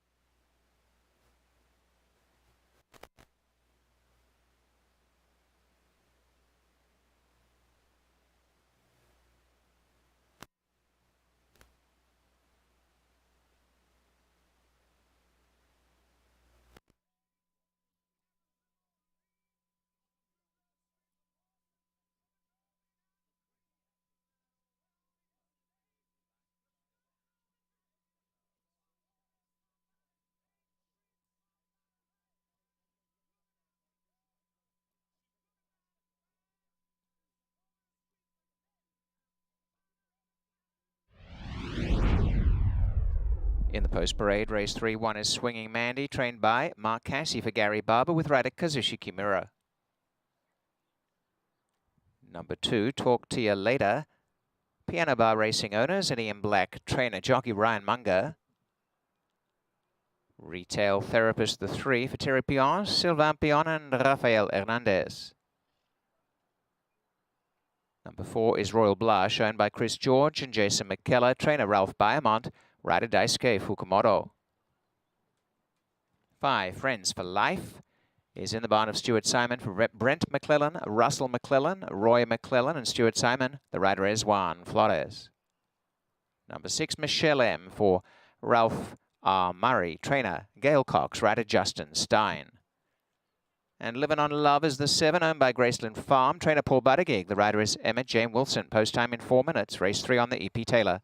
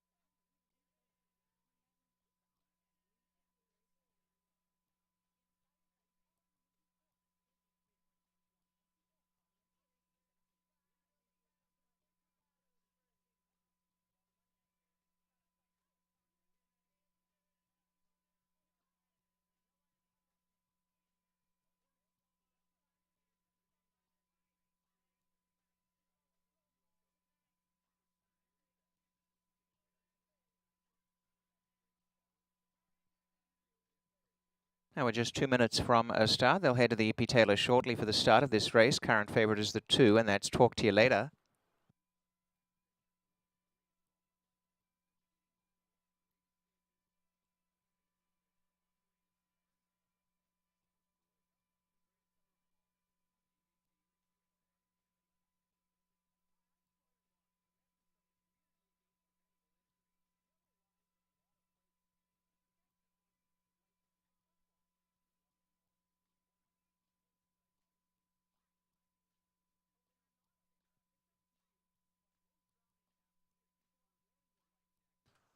Over to the EP Taylor turf right now, and again, this race set aside for the fillies and mares.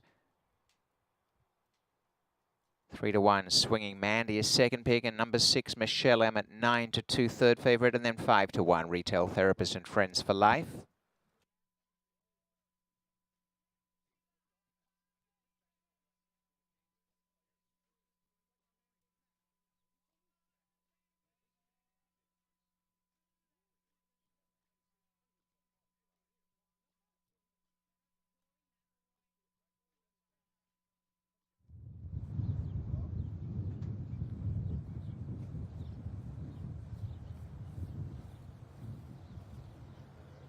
And this is in lane 5, so we are on the EP Taylor for the third, and Swinging Mandy is going in. They're moving up for a start.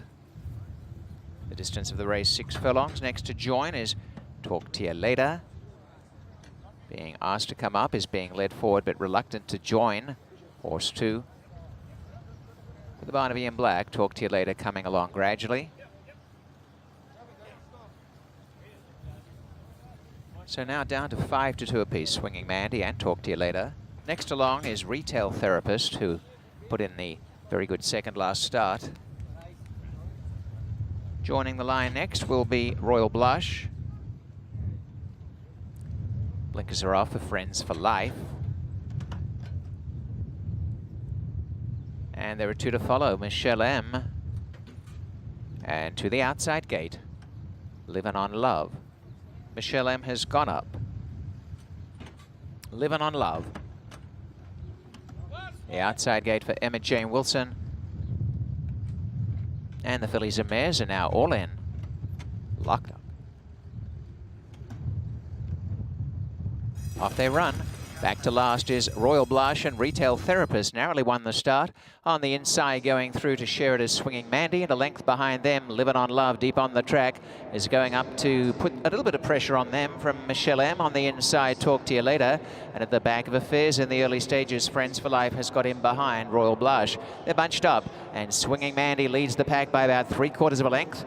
In second spot, Retail Therapist. Up on the outside is Livin' on Love. They start the run at the 3.5. Behind them, Talk to You Later's got back a little bit over on the inside. And starting to run on a little bit now is Michelle M. Royal Blush second last. And last, Friends for Life. Retail Therapist bounds clear, though, has raced out in front. Made a dash for home as they come down the stretch, about 2.5 to Livin' on Love. On the inside, Swinging Mandy. And running out wide of the track, starting to wind up is Royal Blush. Retail Therapist flat up against the inside by a couple of lengths. Swinging Mandy trying to come through in the centre. Livin' on Love on the outside. They're boxing on. Retail Therapist by a length. Trying desperately. Livin' on Love. Swinging Mandy and Michelle M. Retail Therapist and Livin' on Love. Down to the wire. Livin' on Love's come to the lead on the outside. And Livin' on Love's got the money from Retail Therapist, Swinging Mandy and Michelle M in the photo on the outside. 110.61.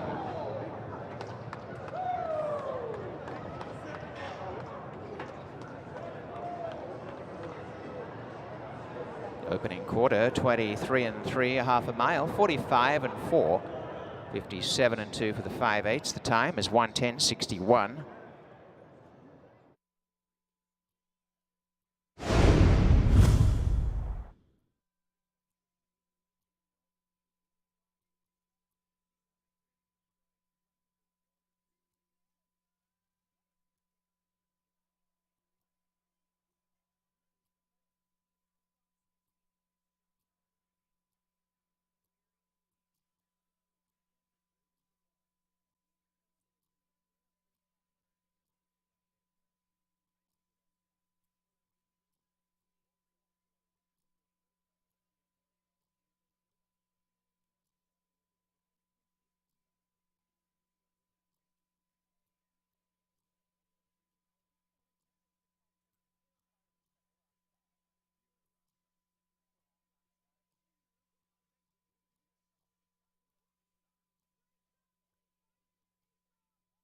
And the winner is 7, Livin' on Love. Second is 3, Retail Therapist, a photo for show. 7-3 and a third place photo on race 3.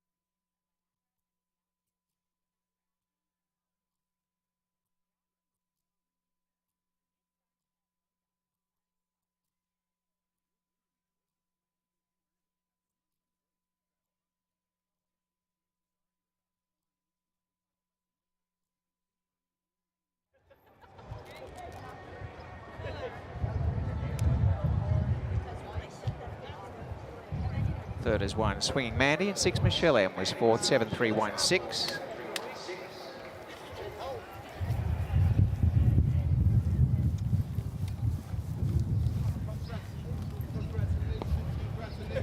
Living on Love going on to a very game win. Congrats going out to Paul Buttigieg, Graceland Farm, and Emma Jane Wilson, the winning rider. A dark bear brown 6-year-old by Silent Name from DC Love Bug. 1326029 Ontario Incorporated, the breeders of the winner, along with Graceland Farm. Living on Love with a third win.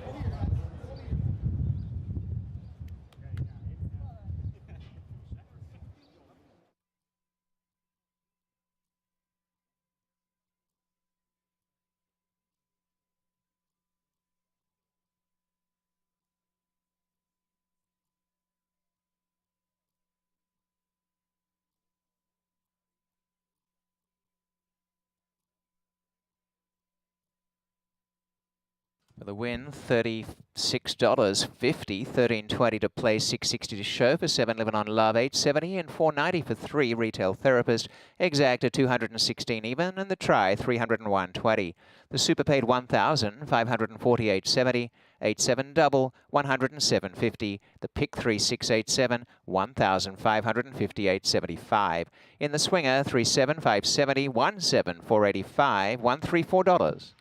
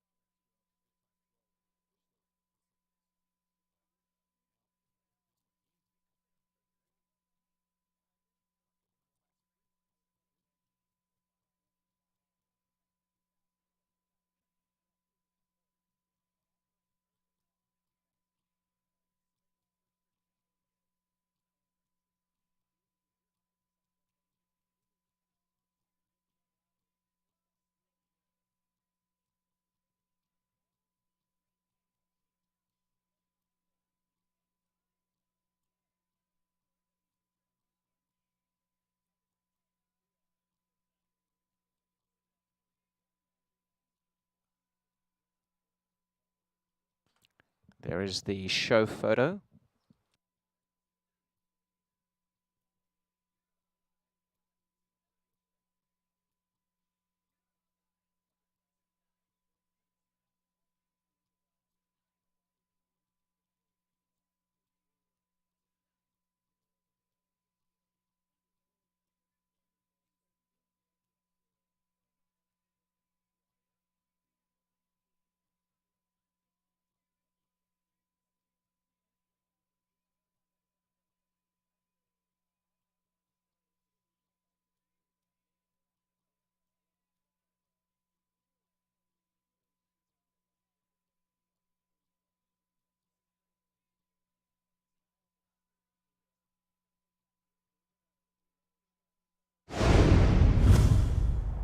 Off they run.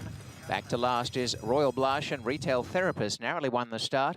On the inside going through to share it is Swinging Mandy, and a length behind them, Living on Love deep on the track is going up to put a little bit of pressure on them from Michelle M. On the inside, Talk to You Later. And at the back of affairs in the early stages, Friends for Life has got in behind Royal Blush. They're bunched up, and Swinging Mandy leads the pack by about 3/4 of a length. In second spot, Retail Therapist. Up on the outside is Livin' on Love. They start the run to the 3.5. Behind them, Talk to You Later's got back a little bit over on the inside.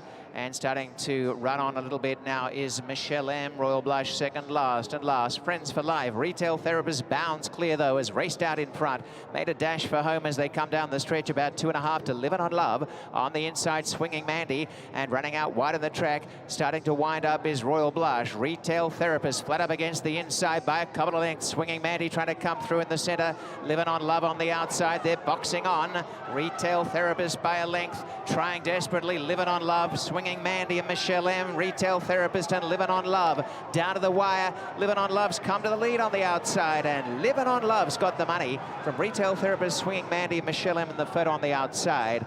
110.61.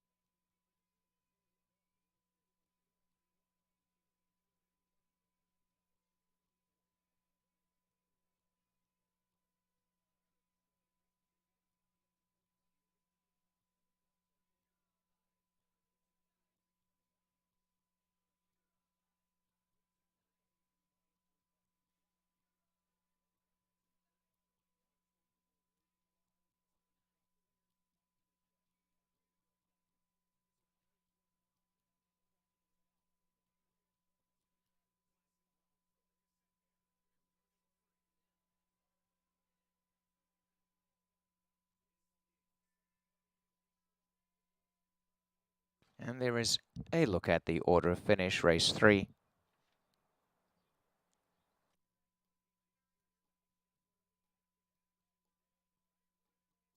On to race 4, there are no changes. Post time will be up in 17 minutes.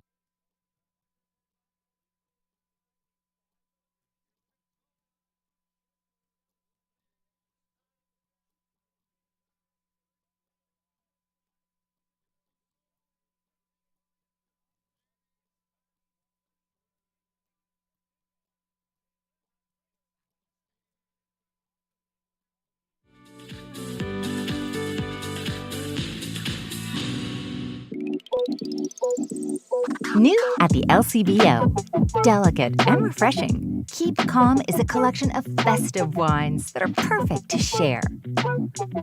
Keep Calm, sharing good times.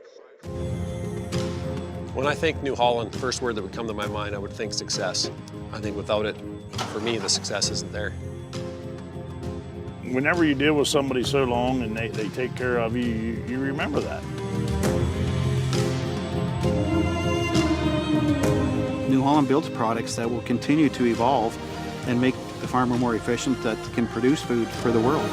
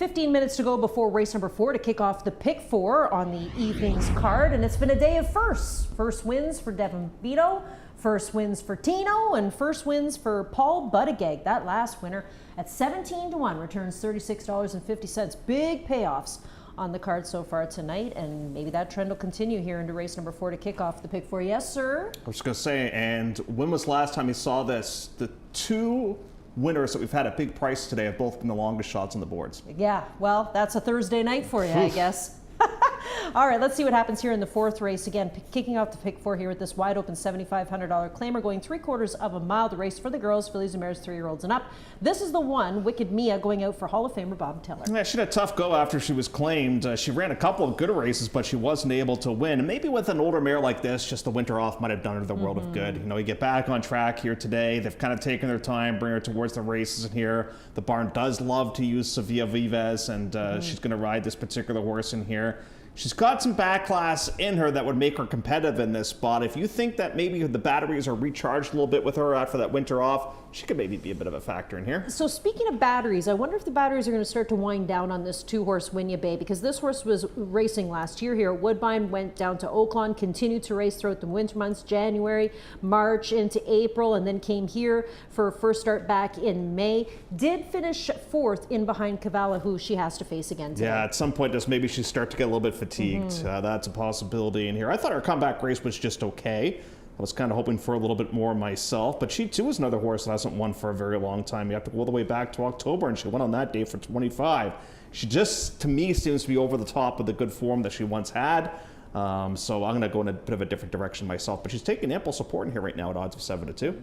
Oh, lots of waves there. There Hey, Norm. Norm's waving at the camera. There you go. Yeah, don't worry, Norm. We see ya. Okay, the 3 is Northern Ruby going out for Ron Sadler. I don't mind this horse here, Jeff. Second start off the layoff. I know the win last year was just the one win, and it was for 5. She is a 10-year-old. I get that. She's getting a little bit older, but she did have a good 3rd place finish last start out. And she lost to a winter race horse in the process who's in this field, that being American Gamble. And what I think happened there was I think the winter racing helped, but the late pace absolutely collapsed in that race too, and that allowed all these horses to kind of fly from off the pace. You know, this barn reminds me a little bit of the Buttigieg outfits. At this start of the season, I tend to find they need a couple of races to get going, and hopefully that's the case here with Northern Ruby in this spot. I thought a few more people would play this 4-horse. 8 to 1's the price right now. A horse who has been competing here against $7,500 claimers, finished 2nd, finished 3rd. You know, she's been picking up checks. When she wins at massive prices. That's the one thing about her. And the one thing about her, too, is she rarely runs back-to-back good races, and she's done that this season, which is a huge plus as far as I'm concerned. Now, she had to wait a little bit for race room in that most recent event. That was a day where horses coming from off the pace had a bit of an advantage. But I just like the fact that for the first time in a long, long time, she's pulled off back-to-back big efforts. I think we're just racing this horse fit, the 5-horse at 26 to 1. There were only a couple of works leading up to the debut back in April. Number 6 is Charlotte's Silver. Again, another horse from the Sadoo barn, this one at 15 to 1. The 7's the horse who's trying for a three-peat here, and it's not very often we see these horses looking for 3 in a row, especially right off of the hop. And you know what? She had to work so hard for that victory back on May the 11th. Cavallo did, that I thought, okay, you know what? She got the win. She squeaked it out. I'm not going to pick her next time out. But then she came back and she was able to win yet again. So I really think that Cavallo's got a shot here to extend the streak to 3. If she can stay in the zone, she'll be tough. My only concern, like I said to you, Jeff, is this 3/4 just a bit too short. That's possible. The 8 is the favorite, American Gamble on the drop. I don't know about this one, Jeff. You know, all signs point to no for me, because the horse was collared for 10 off of a win, came back in a protected spot, now drops in for $7,500. I do like the fact the barn's being aggressive, though. I think that's a plus. So say hypothetically they win the race, at least they get out. Yeah. And somebody takes the horse. But yeah, no, this is obviously aggressive race placement here. The biggest thing that I find the most intriguing to me is the equipment change here today. The blinkers coming off in this particular event. You know, she doesn't need to lead. She can show it. She was rather flat, though, I thought, in that most recent race. That was against much tougher than she's going to face here today. I want to go in a bit of a different direction myself for the win portion of my tickets, but I wouldn't be surprised if she surprised us. You know, body-wise, she looks good, but she's got a few negative signs. Like we said, the drop after the claim, the blinkers coming off, and the 5-pound bug going on, too. Some people aren't really crazy about that move either. But if you had to pick, and you do, Jeff, who do you like in this spot? Well, let's Go with the hot hand, Cavalla. Let's look for the natural hat trick. We've had a bunch of 2-time winners this meet. We have yet to have a 3-time winner this meet. Yeah, and I'll look at this 3 horse as well with Cavalla, looking for Ron Sadler to get that first win of the season. And that horse at a decent price, 5-1 right now, as they head out onto the track for race number 4, where we kick off the pick 4. Good luck.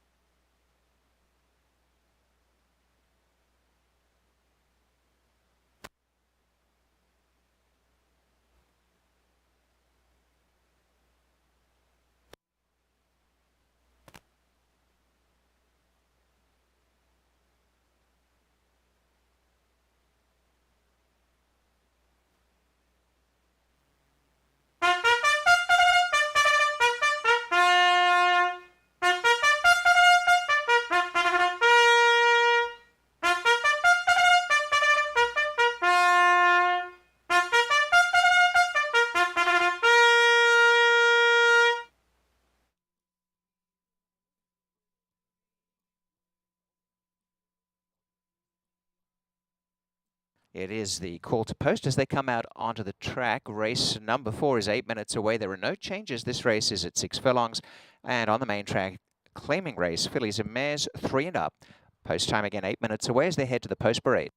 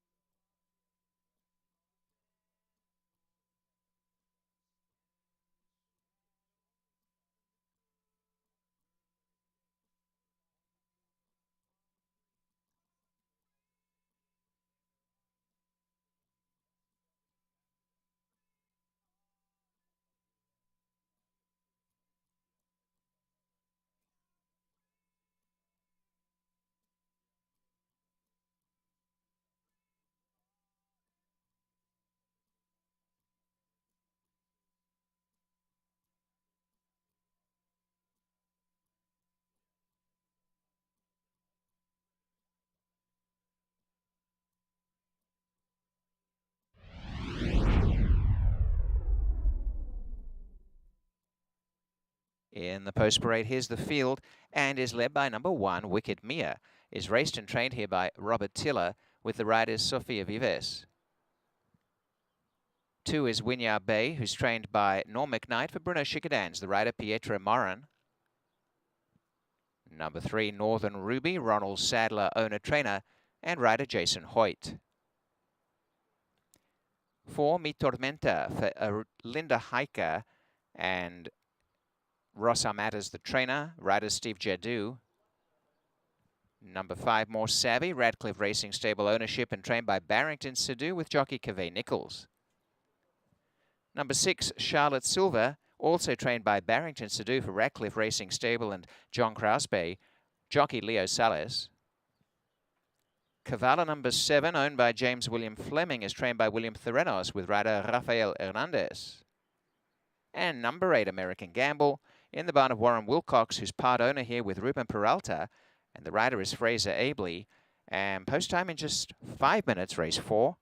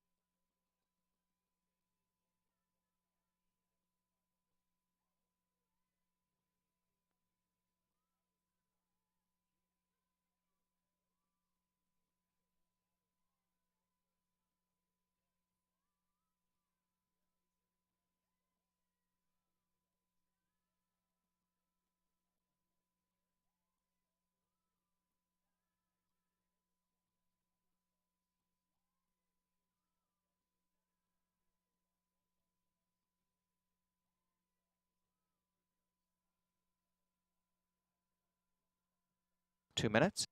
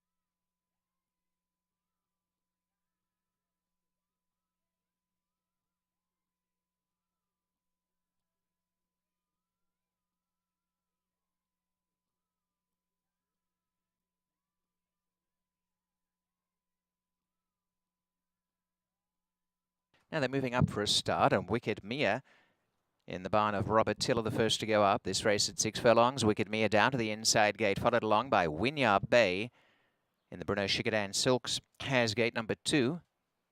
There's been good support for Cavala, trying to become a 3-time winner at the meet. Cavala and Rafael Hernandez will come up later. Northern Ruby, the 10-year-old, has gone up, followed along by Mi Tormenta into gate number 4. On the move now, Mi Tormenta.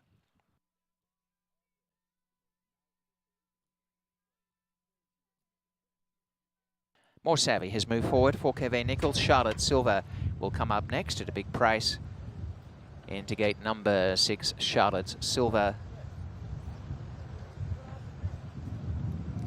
And now Cavala getting ready behind the line is getting closer to the gate. So Charlotte Silver has gone forward, followed along by Cavala, and to the outside is Fraser Abley on American Gamble. Outside gate here for American Gamble, and the fillies and mares about to be sent away, all in, locked up.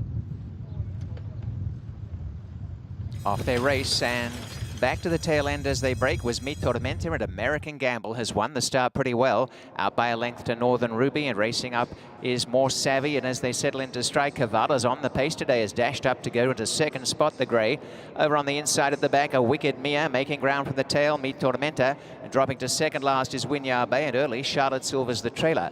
Going clear from the outside gate, American Gamble by over a length to Cavala. Tucked away is Northern Ruby in third. A length away, More Savvy. On the outside, Mi Tormenta, followed by Wicked Mia, Wynyard Bay. And last is Charlotte Silver. First quarter, 23-2, and showing out are American Gamble and Cavala. Northern Ruby's had a nice run, a length and a half away in third. On the outside, trying to keep with them is Mi Tormenta, More Savvy the centre, and starting a wind-up run from last, Charlotte Silver around the outside of Wynyard Bay, and then came Wicked Mia. Cavala breathing down the neck of American Gamble as they corner, and over on the inside, Northern Ruby angling for a run. Northern Ruby, the 10-year-old, trying to come after American Gamble in front. American Gamble by a length to Northern Ruby in second, and Cavala, and Northern Ruby trying desperately is pushing up with Cavala. Cavala, American Gamble, and Northern Ruby as they go right down to the wire. And Northern Ruby in the centre, narrowly from Cavala. On the inside is American Gamble, behind the More Savvy, and the time 1:11.26.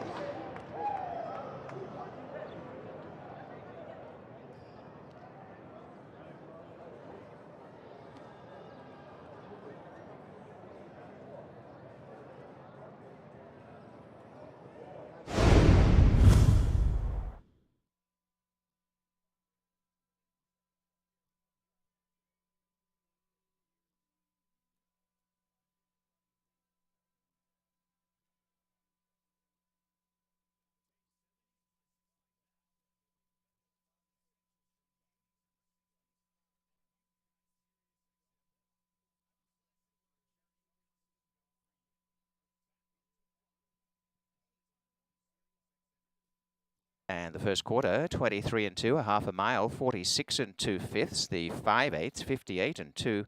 The time for the race is 1:11:26. And it is a photo for the win.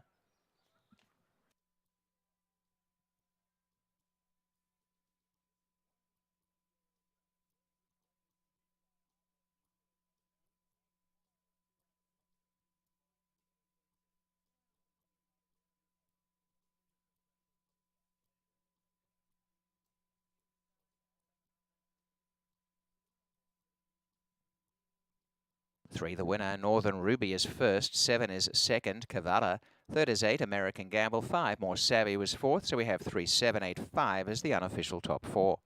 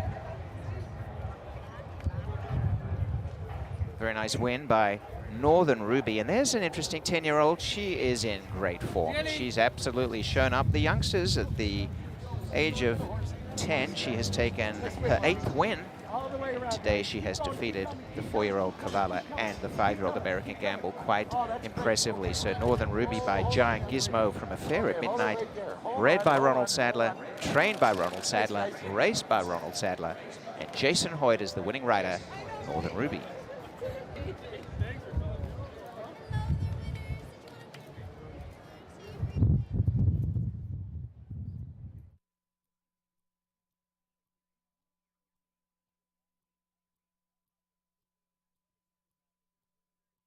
Here are the prices. Not a bad return for the winner, $11.80.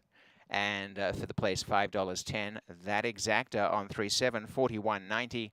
The trifecta, $63.35. The super, $3,785, $686.60. The double, 7-3, paid $194.70. And the pick 3 numbers, 8, 7, 3, $265.10. In the swinger bet, the return on 3-8 is the biggest for $380, and then it's $280 for 3-7, 7-8, $235.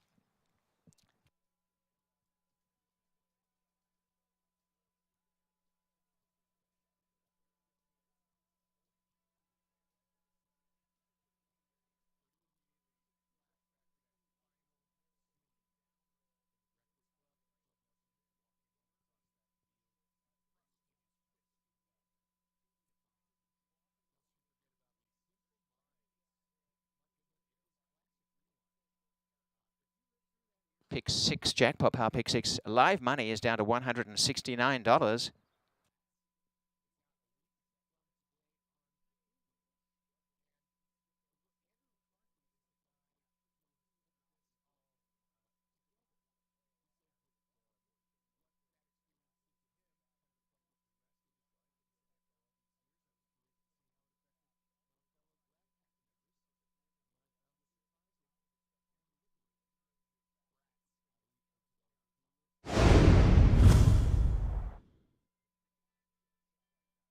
race, and back to the tail end as they break was Mi Tormenta, and American Gamble has won the start pretty well, out by a length to Northern Ruby, and racing up is More Savvy, and as they settle into strike, Cavala's on the pace today, has dashed up to go into second spot, the grey. Over on the inside at the back, a Wicked Mia making ground from the tail, Mi Tormenta, and dropping to second last is Winyard Bay, and early Charlotte Silver's the trailer. Going clear from the outside gate, American Gamble by over a length to Cavala. Tucked away is Northern Ruby in third. A length away, More Savvy. On the outside, Mi Tormenta, followed by Wicked Mia, Winyard Bay. And last is Charlotte Silver. First quarter, 23-2, and showing out are American Gamble and Cavala. Northern Ruby's had a nice run, a length and a half away in third. On the outside, trying to keep with them is Mi Tormenta, More Savvy the centre, and starting a wind-up run from last, Charlotte Silver around the outside of Winyard Bay, and then came Wicked Mia. Cavala breathing down the neck of American Gamble as they corner, and over on the inside, Northern Ruby angling for a run. Northern Ruby, the 10-year-old, trying to come after American Gamble in front. American Gamble by a length to Northern Ruby in second, and Cavala, and Northern Ruby trying desperately is pushing up with Cavala. Cavala, American Gamble, and Northern Ruby as they go right down to the wire.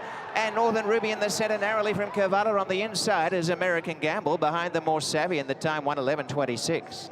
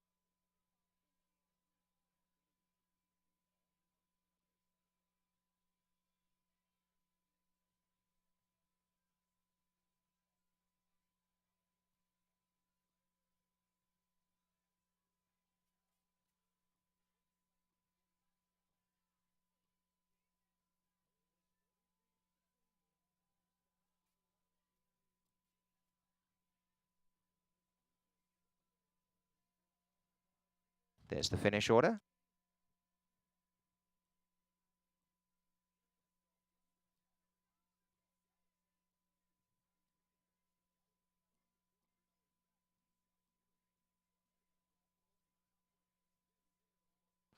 On to race 5, there are no changes. Post time in 18 minutes.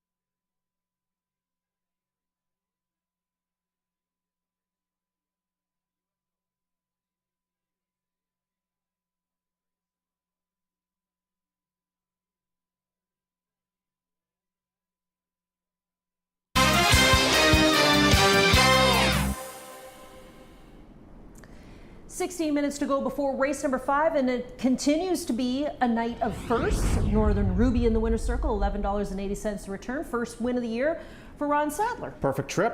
Engineered there by Jason Hoyt to pull off the victory in there. Cavala ran her heart out yet again to finish in the second place position. But yeah, the 10-year-old says, I still have some wins up my sleeve. She told the 4-year-old to sit down. Yes, sit down. That's right. I own this track. Let's get a look at the horses for race number 5. An optional $40,000 claimer non-winners of 2. Starting first with the 1 Cooler Mike, who we understand was saddled in the rubber room and was a bit of a handful. I don't know what to make of him. I don't know how good he is. I mean, he won first time out nicely, and then he took a shot in the cleared, and that totally fell apart. And then last time he ran pretty much the same figure he did in his first career start. So he has to get better, but this has kind of been the trend for tonight. Locally based horse people who have been better second time out. And that's exactly what we've got going on right now with Cooler Man. So Camaro will be aboard yet again. Quick little blowout there in 35-2. I'll tell you what is uncharted territory for this horse is the 7/8. That is very much unknown at this point. But you are by a giant gizmo mare or stallion, so you would think that stamina wouldn't be an issue. The 2 is Hatmaker Gizmo. Now this is where you go. 4-1 is the price. I like this horse as well for Josie Carroll, a winner back last season, winning against Maidens for $40,000, and then tried Stakes Company against the Coronation Futurity horses. I think he's pretty nice. I think he's one of those horses that just took him a little while to kind of figure things out a little bit, and he still is a colt, but look at his work tab since coming back here. They've really had nice work after nice work after nice work. I'm not going to hold the Coronation Futurity against him by any means. That was such an inside bias on that day, and it was just, some horse just didn't run well. So now he's back here. He gets reunited with Savachi. It looks like he's growing a bit. He looks a little bit more manly, I'll tell you that much. And I'll put this horse on top as he continues to take ample support right now, 3-1. I'm going to tell you something. You have 1, 2, 3, 4, 5, 6 chestnuts competing in this race. So if you like redheads, then you're in for it. Here's the 3 Pontiac. This is another chestnut. This one trained by Barb Minchell and can close. I don't know what Pontiac is. You know, Pontiac reminds me a little bit of Cooler Man because when they won, they dropped for 40 and then ran very well in Allowance Company last September as well and against Uphill Dance, so I don't mind that reference. Then they took a shot in the Canadian Classic races, so you can't hold that against them. And I thought the comeback race was actually pretty good. I mean, that Junior Hot Shot, we're going to see that one coming up a little bit later on this weekend, as a matter of fact, in the Queenston Stakes. So lukewarm on this one. Wouldn't be surprised either way. Okay, Criminal Intent. It's going to be his first time facing winners, and I think we were all backing him back on May the 12th when he got his maiden out of the way. Game win. Now, we've seen a couple of that race that have come back not to run very well, which is cause for concern. The huge plus for this one is the versatility. Can run on the front end, can sit and stalk if need be as well. I think that's a huge plus as well. It is interesting to point out that speed figure wise, the horse actually regressed and still won that most recent race. So maybe bounced a little bit and was still able to win. Well, one of these things is not like the other in this race, and it's the 5 Valerian Sky, who is the lone bay facing all these chestnuts here today. Wraps, of course, have come off, but this one came in with some pretty serious wraps on. Race last started out against $25,000 claimers with the waiver claim. I think they might have tried to steal that race, Jeff, because now they're really moving this horse up to face $40,000 claiming company. And it almost worked, too. The problem is they ran against Drexler, who was very aggressive with the winner on that day, that being Crafty Oak. So that was a good race. There was a battle all the way down to the wire, and this one just missed. Was on the clock report going to that race as well. So really, is this a massive move up in class? Speed figure wise, that last race makes him a real serious contender for sure here today. Another one that is going to experiment here today, going 7/8 of a mile for just the second time in his career. So that's a little bit of an unknown. I think he could be sneaky good. The 6 at 4-1 is Posturing, another chestnut. Comes in off of a second place finish last year with Juan Crawford aboard. He seems to be the regular rider as of late. You know, for a $25,000 claim, they can't complain. Yeah, they haven't won, but the horse has run well for 40, has run well for 50 from time to time, and even the comeback race was pretty good as well. So I think Shanna deserves a lot of credit for the job that she's done here with Posturing. I'm sure they're frustrated with the 1 for 17, but second time off the bench, and improving 4-year-olds could potentially be dangerous in here. And a 1 for 19 is the 7 Shaw Mature, who rounds out the field, and this one's just got to wake up at some point. Yeah, not a fan of this guy. You know, he was a horse that at one time was thought to be a real serious plate prospect. He didn't quite make it there. Then it looks like the horse was a private purchase towards the later portion of his career. And last year, he didn't hit the board in 6 starts, so it was a real tough go. He seems to be a happy and healthy horse coming in, but he just doesn't have any momentum, and I don't think his confidence is exactly sky high at this point either. You're going Hatmaker Gizmo here in this race? I am. Best bet of the day for me, Hatmaker Gizmo in here, but Criminal Intent just took a big hit on the board, and we're going to watch this 5 very closely. Yeah, watch this 5. He might be sneaky good. Race number 5 is on their way to the track.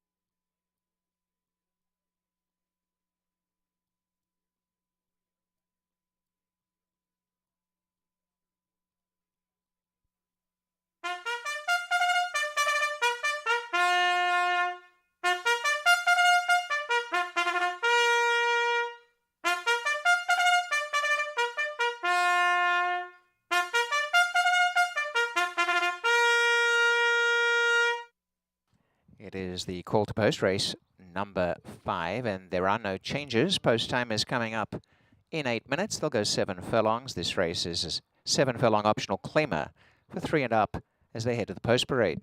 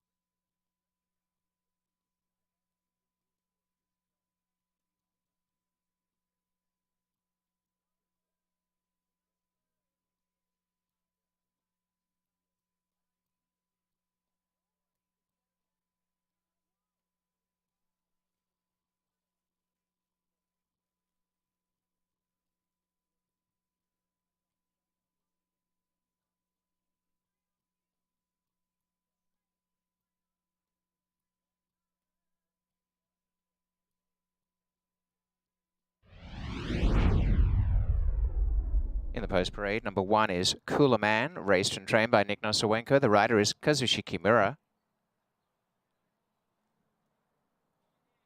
2, Hatmaker Gizmo for Ivan Delos, Josie Carroll, and Sahin Savachi.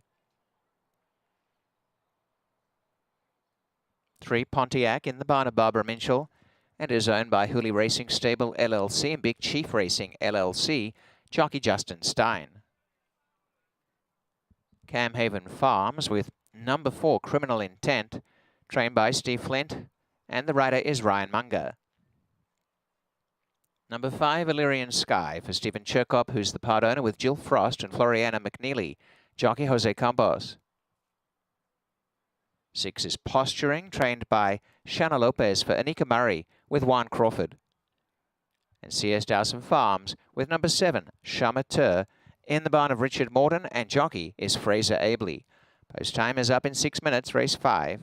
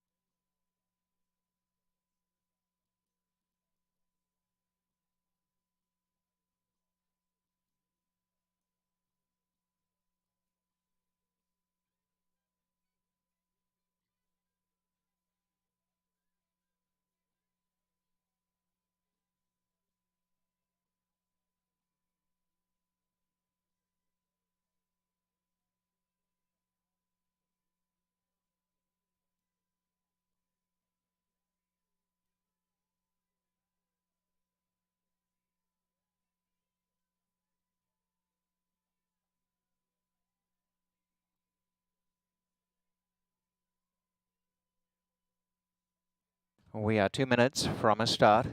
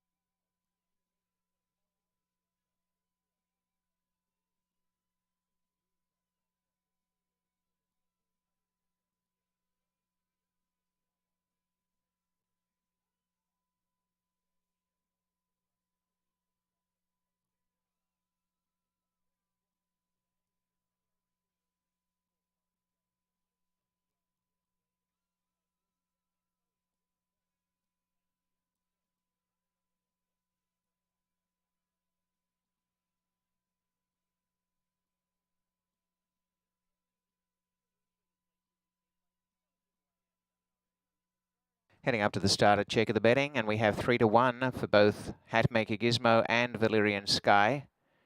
And then out to 4-1, Posturing. 9-2, Criminal Intent. They're coming to the start.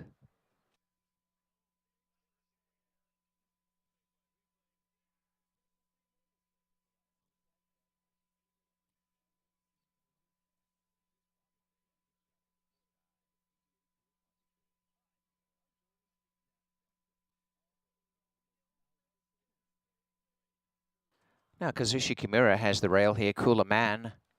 Late money's come in for Valyrian Sky, right down to 2-1 as they move up. At the 7 furlongs from the chute, and Cooler Man is the first to go in. Next up is Hatmaker Gizmo, as Cooler Man is urged forward.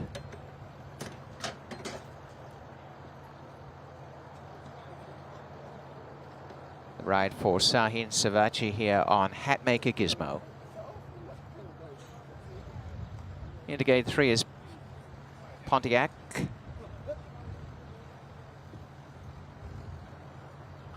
Side onto the gate, Pontiac.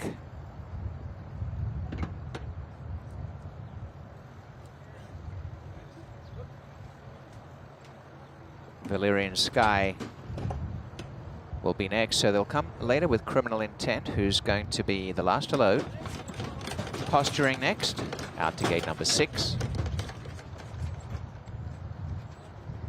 Turning around is Juan Crawford's mount, Posturing. And goes forward.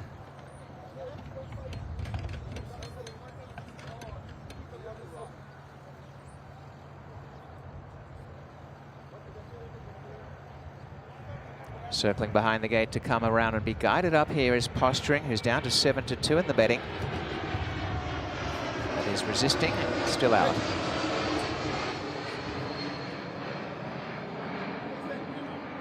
So all the focus right now on horse 6, still to come, Chamateur, along with Criminal Intent.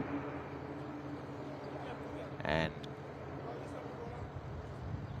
Posturing still out. Side onto the gate, getting closer, but no real step in yet. Almost, as the gate crew work on Posturing to complete the load for that runner. Now Chamateur and Fraser Abley will follow, or Criminal Intent. They're both on the move. Chamateur to the outside gate. And for the barn of Steve Flint, Criminal Intent is now coming up. Gate number 4. Stand by for a start. Last start winner, Criminal Intent. Getting odds here of 9-2 in the betting. Chestnut's gone in, they're ready. Off they run, and the starter got them out as 1, and a good beginning for Criminal Intent and Valyrian Sky. They began sharply in the lead, and as they settle into stride, lying third, Chamateur about a length away as Hatmaker Gizmo, followed by Posturing, Pontiac, the inside Cooler Man. Racing with the early advantage, matching strides, Valyrian Sky, who's now sent clear narrowly over Criminal Intent. A length and a half away in third is Chamateur from Posturing, and in the centre is Pontiac. Back on the inside, Hatmaker Gizmo second last. A length away last is Cooler Man. Racing along to the 4.5 and clearing away, Valyrian Sky. Head on the chest too for Jose Campos. Valyrian Sky by 2 lengths. Criminal Intent on the inside of Chamateur. A length away, Pontiac is bailed up on the inside, and on the outer going forward again, Posturing. A length behind them is Cooler Man coming around them 3 wide. And a couple away last, Hatmaker Gizmo. Running down to the 5/16, and it's Valyrian Sky, a length and a quarter, Criminal Intent making inroads, and coming home well is Cooler Man behind Chamateur, but 4 wide. Posturing's pushing on the inside, Pontiac, and last Hatmaker Gizmo. They will for the judge, and chasing Valyrian Sky by a length. Criminal Intent in second, hard ridden up the inside, Posturing, battling away is Cooler Man, but it's Valyrian Sky holding at the moment by a couple. Criminal Intent in second, and they come to the final 16th, and Jose Campos and Valyrian Sky putting them away, and never really in danger at any stage. Valyrian Sky scores by 2 1/4. Criminal Intent second, a show photo, Posturing on the inside, out wide, Cooler Man in it, and then Chamateur, 1:24.18.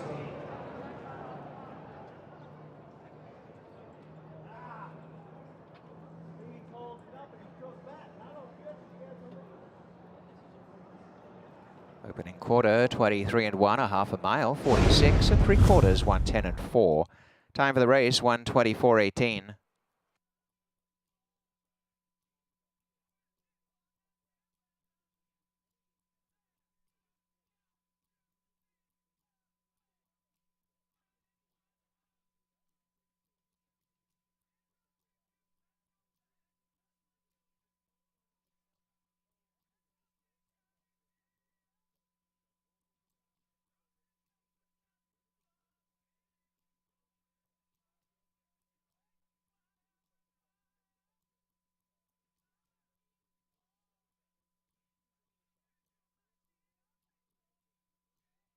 And the winner is number 5, Valyrian Sky, over 4, Criminal Intent, a photo for show, 5, 4 and a third placed photo.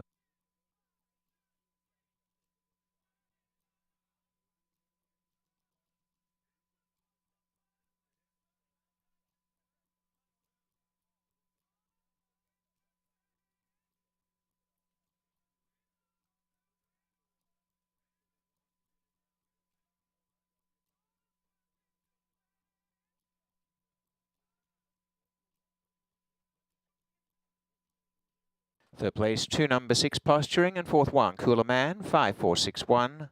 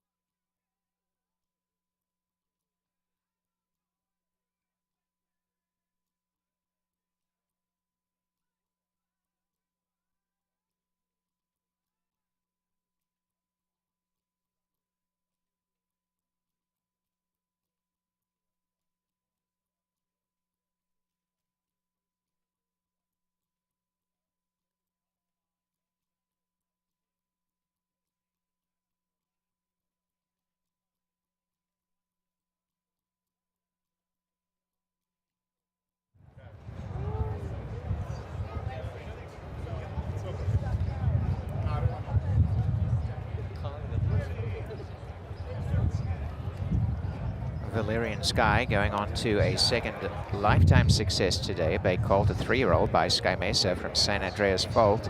Was trained to victory by Stephen Cherkop, who's the part owner, with Jill Frost and Floriana McNeely. It is a victory here for Jose Campos, wire to wire on Valyrian Sky. Was bred in Ontario by 2479316 Ontario Limited. Thank you so much.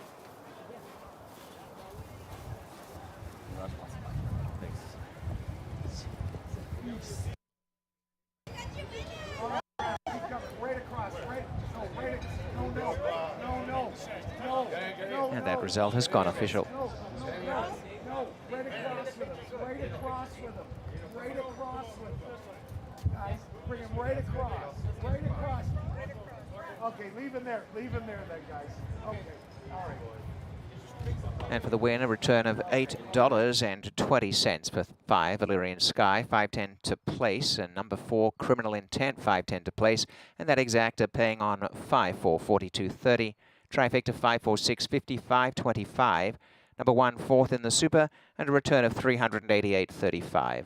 3-5 double, 77.20, the pick 3-7, 3-5, 522.45. In the swinger bet, 4-5, $3, 5-6, $2.25, and 4-6, $3.15.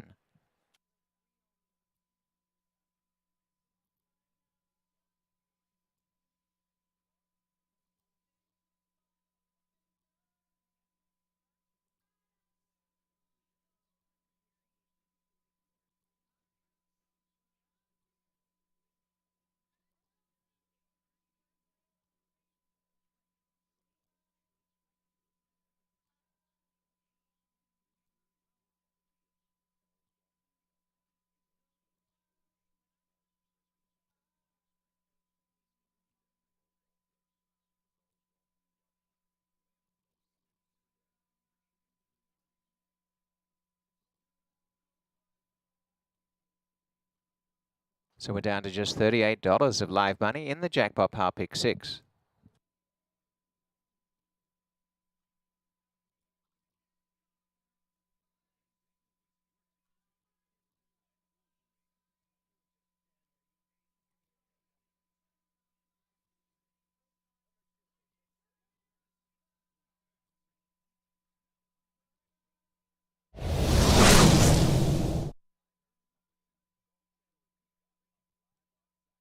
Show photo.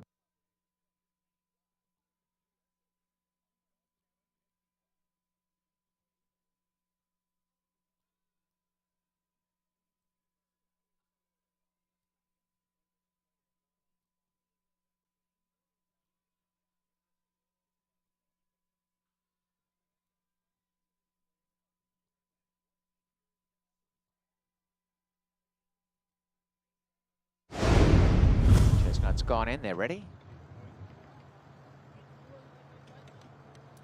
Off they run, and the starter got them out as 1, and a good beginning for Criminal Intent and Illyrian Sky. They began sharply in the lead, and as they settle into stride, lying 3rd, Charmateur. About a length away is Hatmaker Gizmo, followed by Posturing, Pontiac, the inside Cooler Man. Racing with the early advantage, matching strides, Illyrian Sky, who's now sent clear narrowly over Criminal Intent. A length and a half away in 3rd is Charmateur from Posturing, and in the centre is Pontiac. Back on the inside, Hatmaker Gizmo second last. A length away last is Cooler Man. Racing along to the 4.5 and clearing away, Illyrian Sky. Head on the chest 2 for Jose Campos. Illyrian Sky by 2 lengths. Criminal Intent on the inside of Charmateur. A length away, Pontiac is bailed up on the inside, and on the outer going forward again, Posturing. A length behind them is Cooler Man, coming around them 3 wide. And a couple away last, Hatmaker Gizmo. Running down to the 5/16, and it's Illyrian Sky, a length and a quarter, Criminal Intent making inroads, and coming home well is Cooler Man behind Charmateur, but 4 wide. Posturing's pushing on the inside, Pontiac, and last Hatmaker Gizmo. They will for the judge, and chasing Illyrian Sky by a length. Criminal Intent in second, hard ridden up the inside, Posturing, battling away is Cooler Man, but it's Illyrian Sky holding at the moment by a couple. Criminal Intent in second, and they come to the final 16th, and Jose Campos and Illyrian Sky putting them away, and never really in danger at any stage. Illyrian Sky scores by 2 1/4. Criminal Intent second, a show photo, Posturing on the inside, out wide, Cooler Man in it, and then Charmateur, 124.18.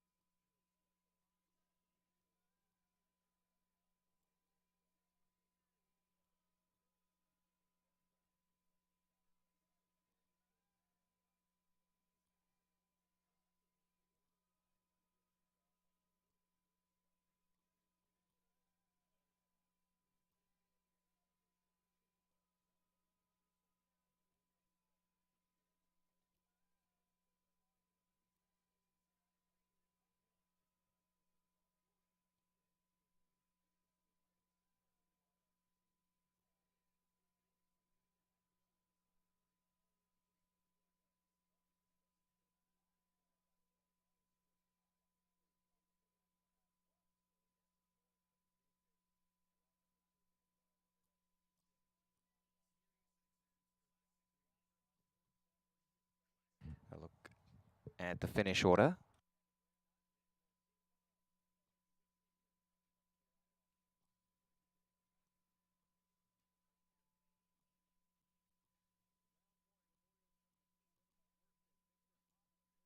We're back to the inner turf of the 6th race, and in this field there are no changes. Post time in 15 minutes, race 6.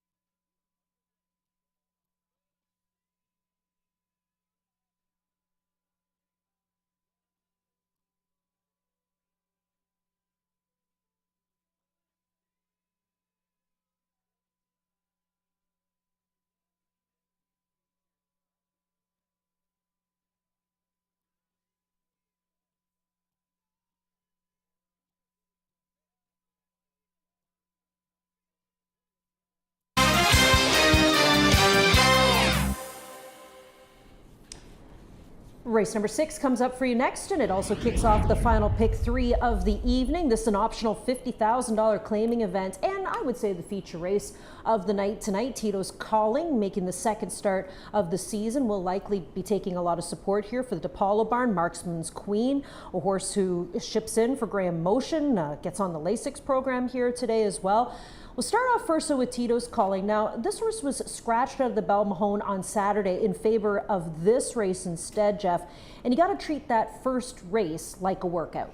Yeah, I would agree with that. I think it's a means to an end, and that was a pretty good field too. That Mrs. Green, was able to come from off the pace and pull off the victory. But this is what she wants to do. She wants turf, and she wants to go long, and she gets a chance to do that here today. She had a wonderful season last year, mainly because she won the Wonderwear. That was a huge help. She did win early on in her season at 7/8 of a mile, so she probably just gets really her engine revved up at that portion of the proceedings.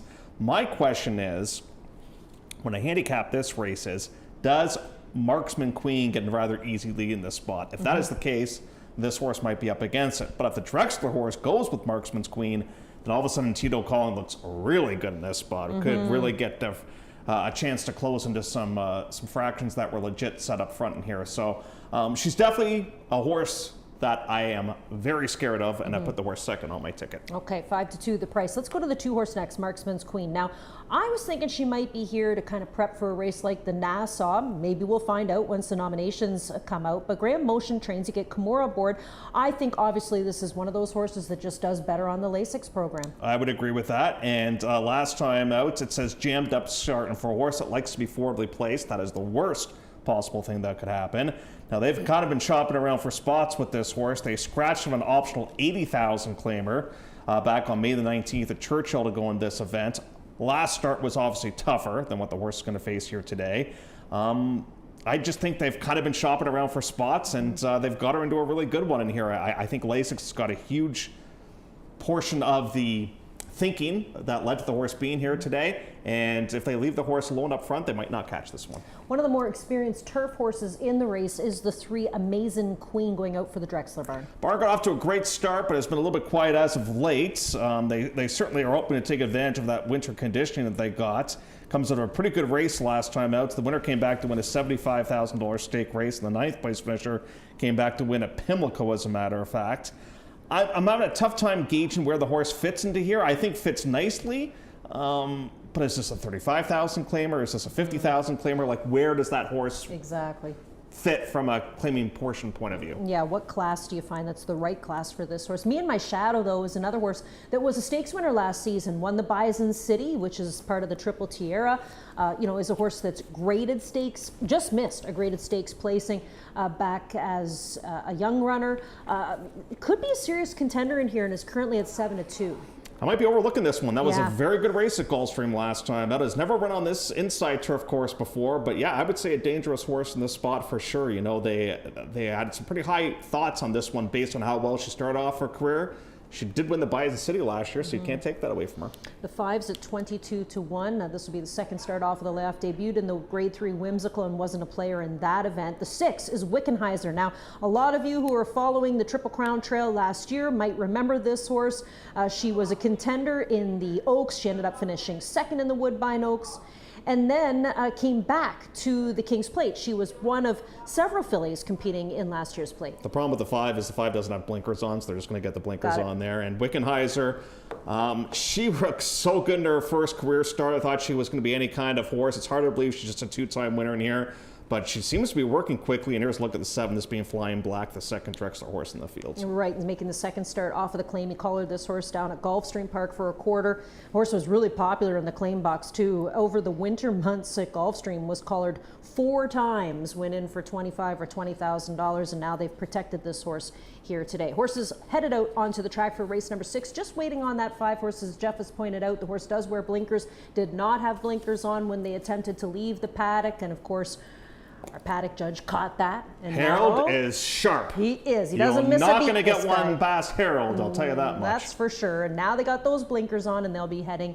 out onto the track shortly for race number 6. So race number 6, where we kick off the final pick 3, coming your way in about 9 minutes.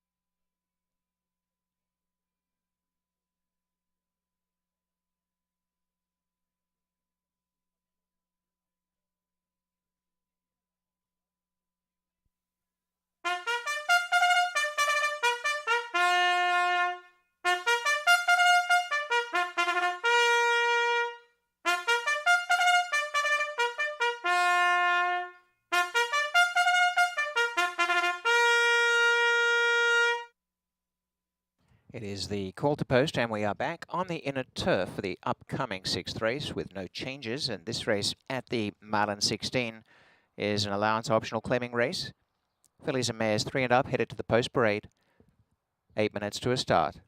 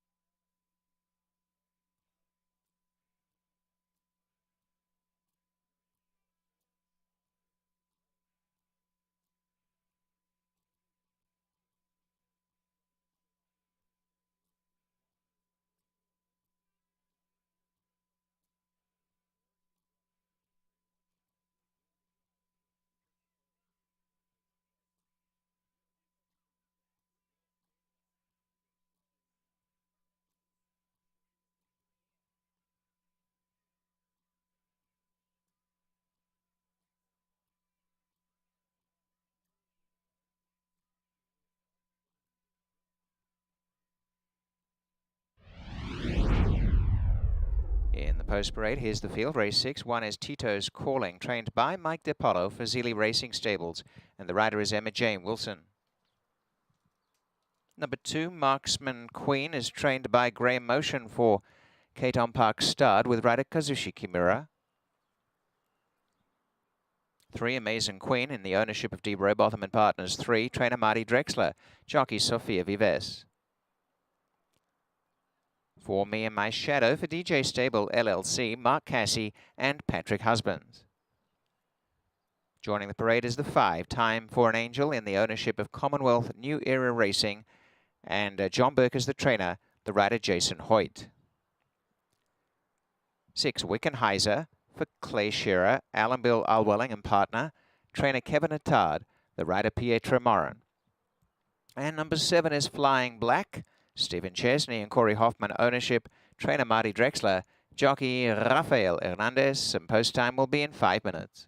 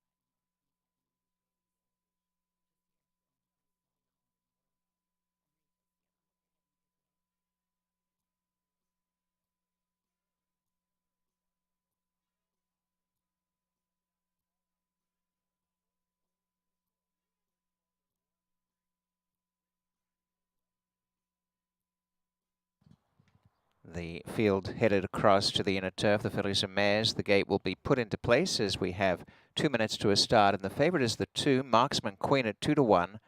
The 4, Me and My Shadow at 3-1, and also now 3-1. For the inside runner, Tito's Calling.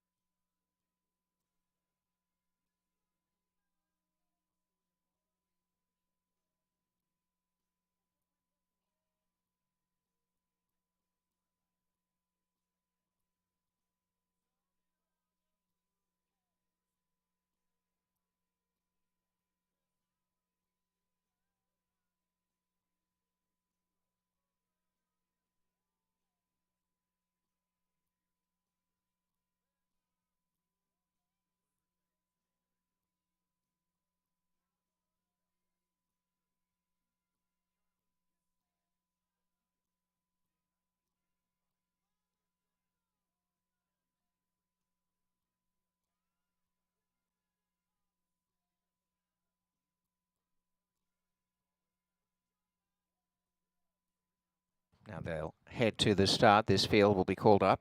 Marksman Queen remains solid, is 8-5. And they're going the distance here of 1 mile and 16 on the inner turf.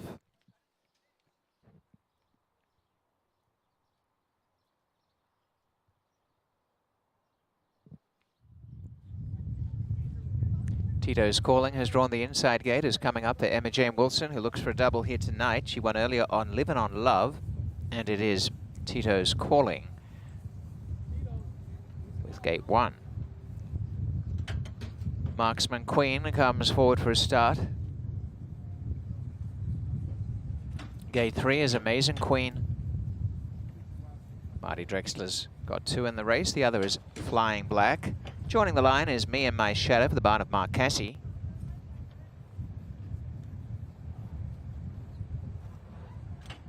Now it is the turn of Time for an Angel to gate 5.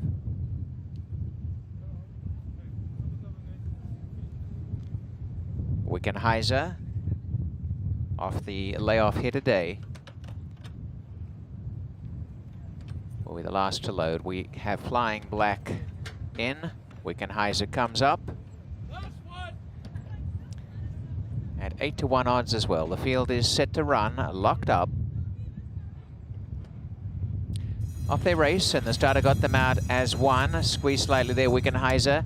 And going out in front as they break, it's Marksman Queen on the inside. From the outside gate, Flying Black has gone up to share that lead and put her nose in front. And they've got out by a length and a half to Me and My Shadow, who settles in behind in third. Time for an Angel on the outside from Tito's Calling, Wickenheiser, and last early, Amazing Queen, and crossing to the inside, Flying Black. Flying Black, the leader. Marksman Queen now off the inside, is about 3 parts away in second as they take the turn. 3 wide, Me and My Shadow. Saving ground the rail, Tito's Calling. And Amazing Queen is tucked up on the inside of Wickenheiser. Around that pair goes Time for an Angel. They're bunched up. And showing the way into the backstretch, it is Flying Black by about a half a length to Marksman Queen, and pushing up is Me and My Shadow 3 wide. With the run of the race, Tito's Calling on the inside from Time for an Angel, Wickenheiser the centre, and on the inside, Amazing Queen. There's been no immediate moves as they race inside the half mile, and Flying Black by a length to Marksman Queen, and Me and My Shadow covering ground. Tito's Calling on the inside, then Time for an Angel together at the back. Up the rails, Amazing Queen, and Wickenheiser the outside, but only 4 lengths covers them at best. And Flying Black accelerates into the turn by about a half a length. Marksman Queen coming up swiftly on the outside. Tito's Calling is driving up the rail in third. Me and My Shadow pushed along and trying to run for the back. On the rails, Amazing Queen as they corner. Marksman Queen on the outside. Alongside Flying Black in the clear now. Tito's Calling peels 3 wide. Wickenheiser the centre. Amazing Queen's crept ground up to the inside. Marksman Queen tackled by Tito's Calling. On the inside is Amazing Queen and Wickenheiser. And over on the outside it is Tito's Calling in front, drawing off. What a perfect winning ride too by Emma Jane Wilson on Tito's Calling. A length and a quarter, Marksman Queen. Wickenheiser third. Amazing Queen fourth. Then Time for an Angel, Me and My Shadow, and Flying Black was last. 1:42.52.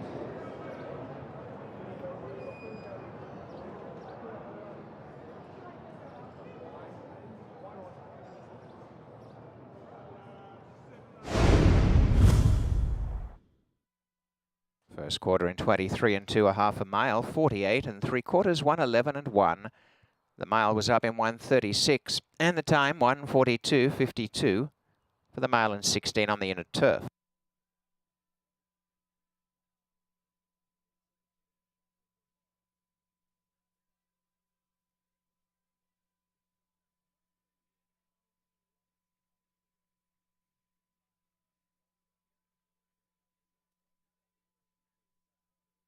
Number 1 is first, Tito's Calling, over 2 Marksman Queen, 6 Wickenheiser, and 3 Amazing Queen. Numbers 1, 2, 6, 3 unofficial.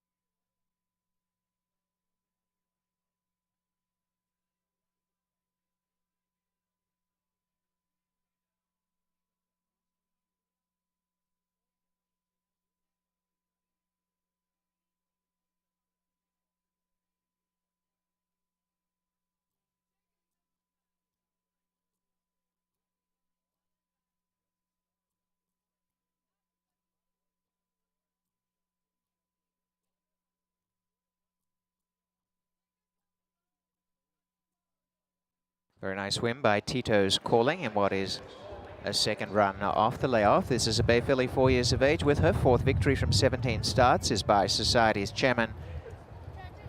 Unstable in the morning is the Dam, and Robert Marzilli bred the winner in Ontario. Zealy Racing Stables, the winning owners, Mike DiPaolo winning trainer, and it is Emma Jane Wilson with a riding double, and it is Tito's Calling the winner.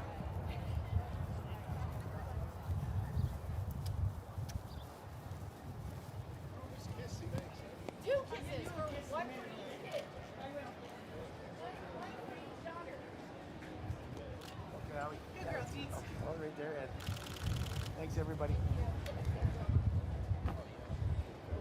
That was strong. Yeah, really.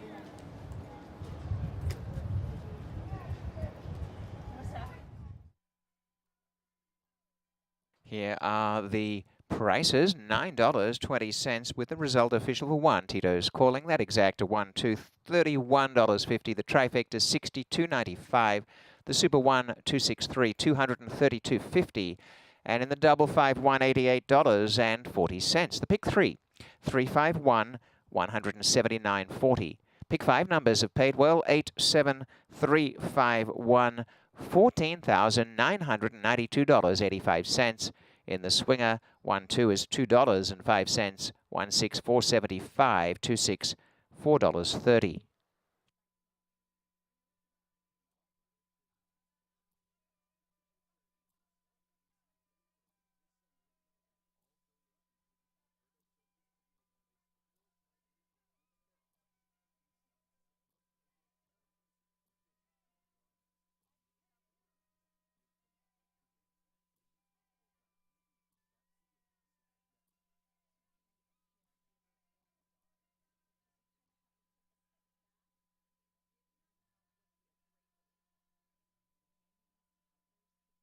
Just $7 of live money left in the jackpot power pick 6 and only $339 in the pick 4.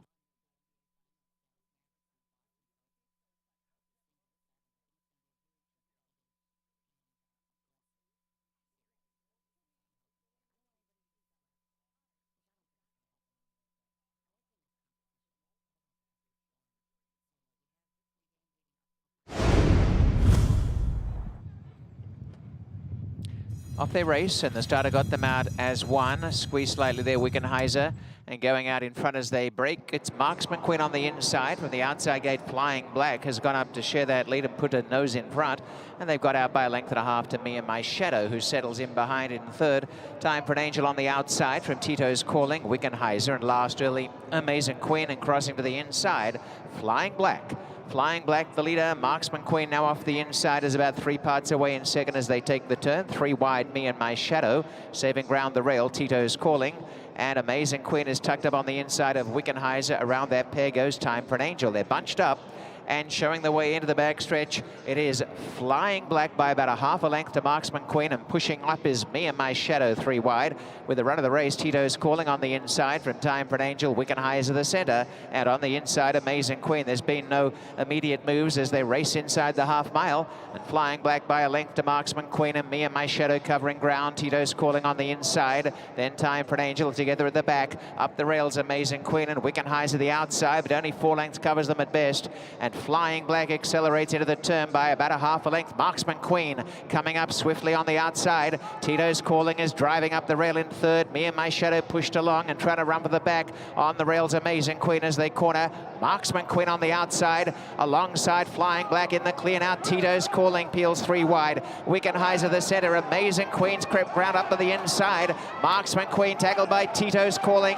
On the inside is Amazing Queen and Wickenheiser. And over on the outside it is Tito's Calling in front, drawing off. What a perfect winning ride too by Emma Jane Wilson on Tito's Calling. A length and a quarter, Marksman Queen. Wickenheiser third.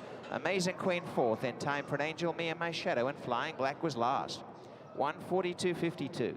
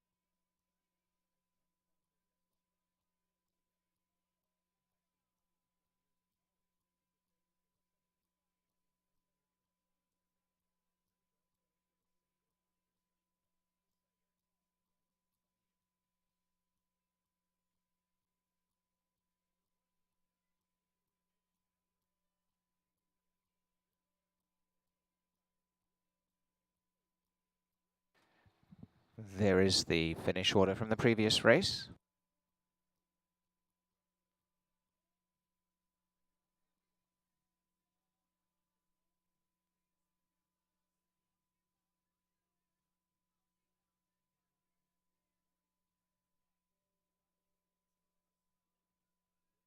No show wagering, race 7 coming up in 16 minutes.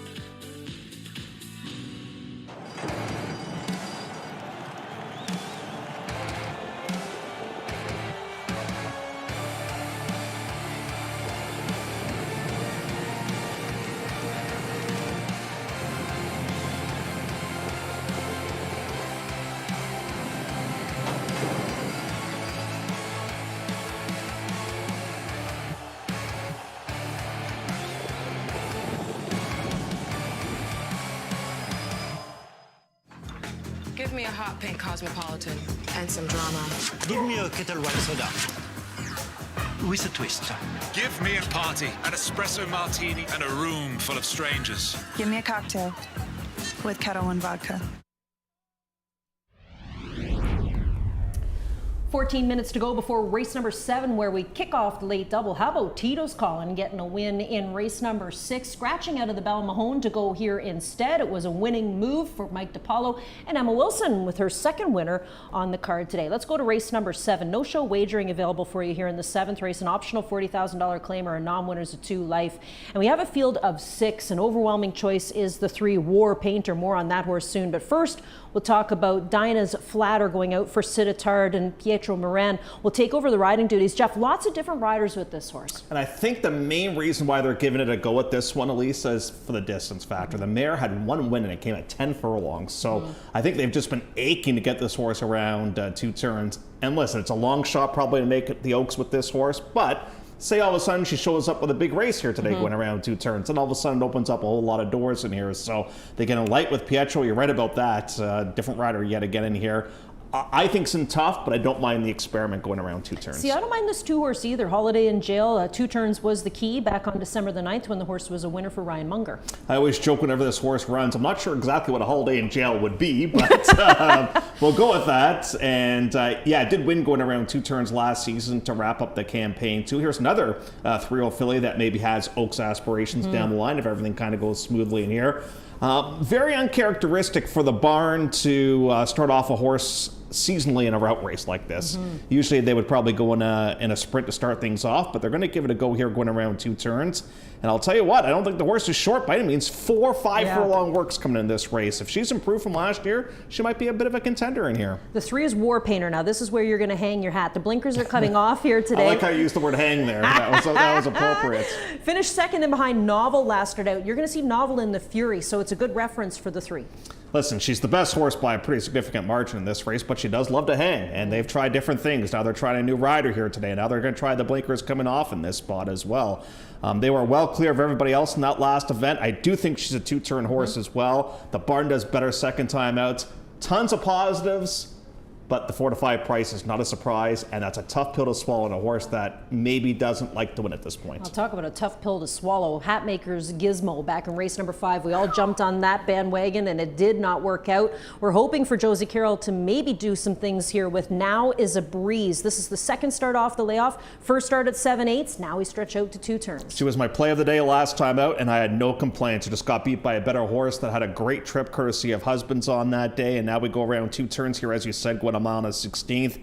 I do view this one as a serious player here on this, but I thought the horse ran great last time out, and now we've got that tightener under our belt as well. The hot rider on the program today has been Emma Wilson. She rides the 5-horse Great Kate, second start off the layoff. I think she's a bit of a tricky horse to ride. This is my own personal opinion, but I remember when Ryan won with her last June, he kind of had to fight with her a little bit to get her settled. I don't know if maybe she's got a bit of a sensitive mouth or something like that. I like the fact that Wilson's got the hot hand right now as well. This will be the first time that she's ridden this horse, and I thought made up a considerable amount of ground that most recent race. This is a real wake-up prospect for me. And then Don Platursky rounds out the field 25-1 on the 6. Moral Turpitude, first start of the season, was a big defeat by 15 lengths. Comes back here today. Hopes to break a little bit better too. This horse had a slow start last trip. So we've got 6 headed to the gate for race number 7, a mile and a 16th the distance for this optional $40,000 claimer. Public's choice at 4 to 5 is the 3 War Painter, also a top selection here from Jeff Bratt. No show wagering available in race number 7 to kick off the late double.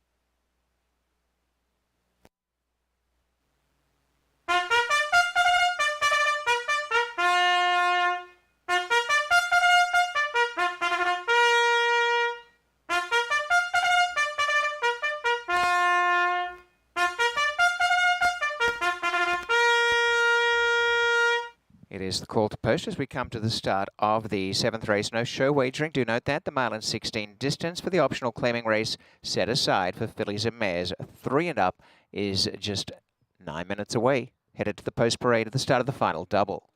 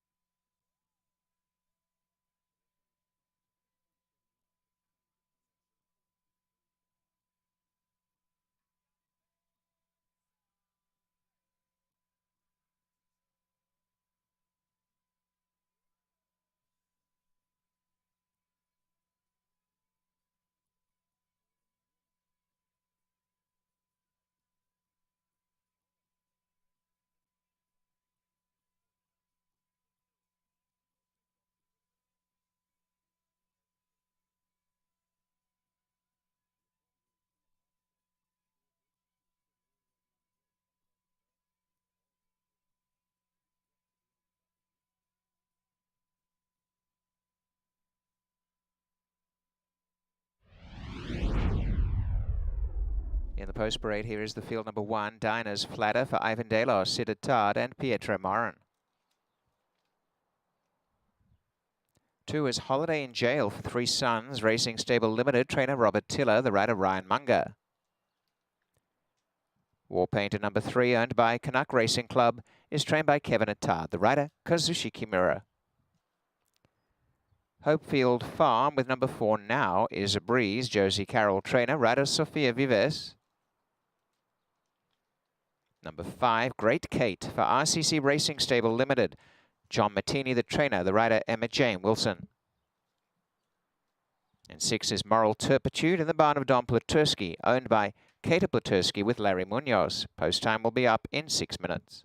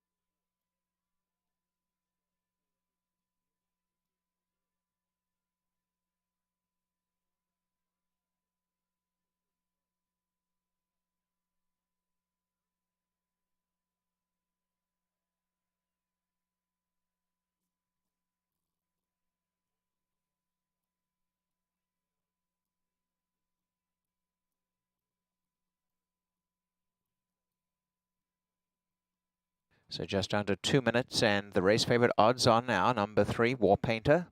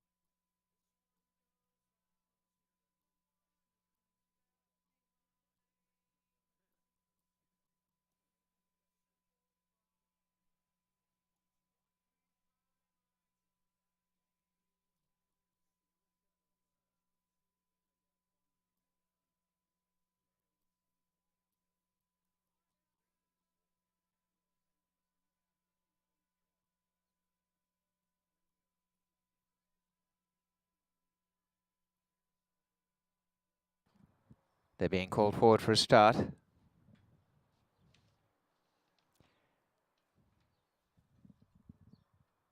As they come up for this race, there'll be a presentation after with the St. Joe's plate supporting young adult mental health. As they come up for this race, Dinah's Flatter has the inside gate and is the ride here for Pietro Morin.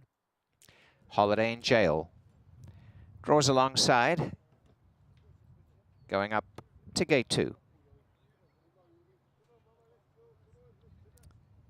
Holiday in Jail, about to step in. Blinkers are off today for War Painter. War Painter, who's had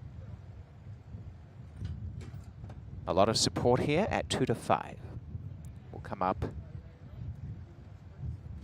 as a short price favorite. Now As a Breeze has gone ahead, as has Great Kate. So the last is Moral Turpitude. Stand by for a start. Moral Turpitude in for Larry Munoz. They're ready to run.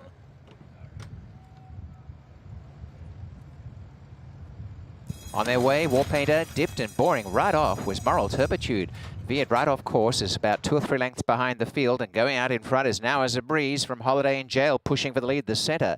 Over on the inside, Dinah's Flatter. War Painter is up in the centre. Off the track is Great Kate as they take the turn, and 6 lengths away last, Moral Turpitude.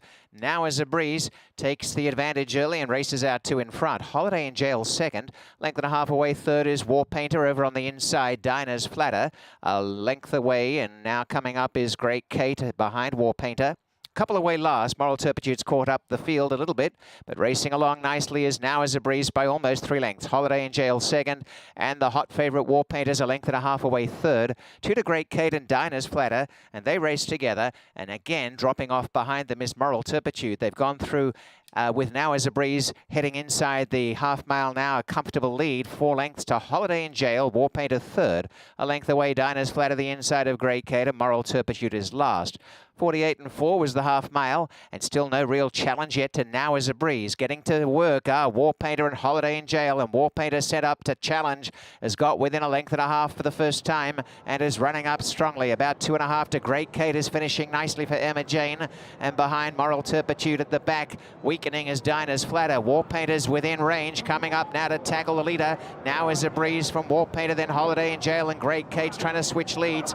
Out in front on the inside, Now As a Breeze. War Painter's hanging a bit. Holiday in Jail the centre, and out wide at Great Kate. And it's going to be overtime work here for Kazushi Kimura, trying desperately on War Painter, grinding up to the lead on the outside. It took a lot of exertion, but War Painter has won. Now As a Breeze second, Holiday in Jail third, Great Kate fourth, a long way back. Dinah's Flatter and Moral Turpitude at the back, 145.54.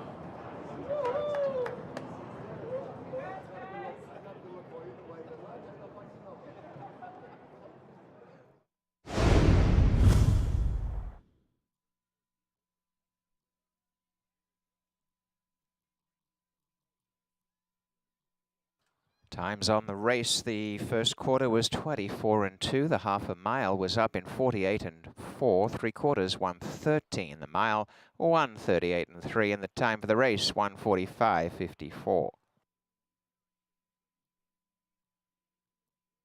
Winner is number 3, War Painter. 4 is second, Now As a Breeze. And 2/3, Holiday in Jail.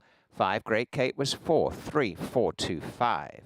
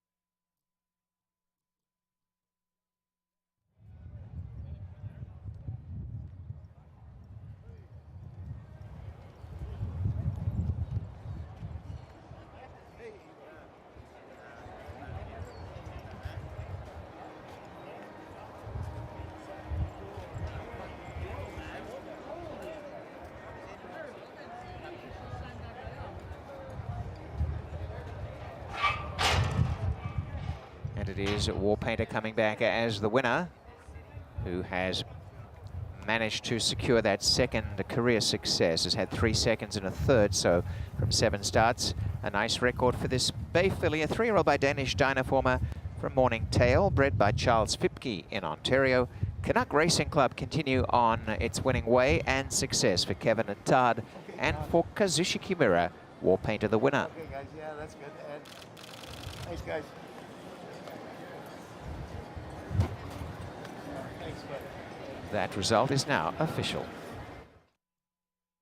Popular win, $2.70. If you had the exacta, $5.10. And the trifecta, $7.55. The super, $11.10. The double 1-3, $24.90. And the pick 3, 5-1-3, $86.05. In the swinger bet, the return, 3-4 is $170, 2-3, $245, and 2-4, $235.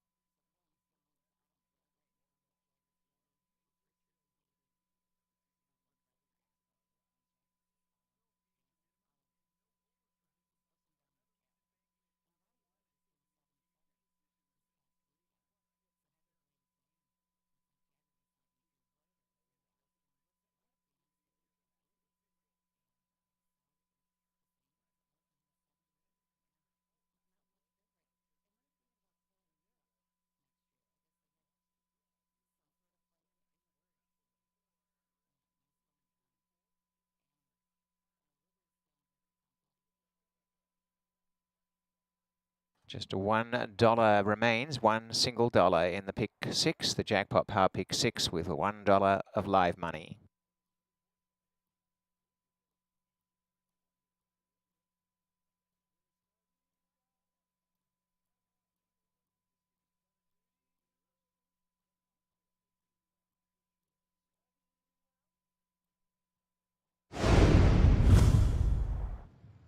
On their way, War Painter dipped and boring right off was Moral Turpitude.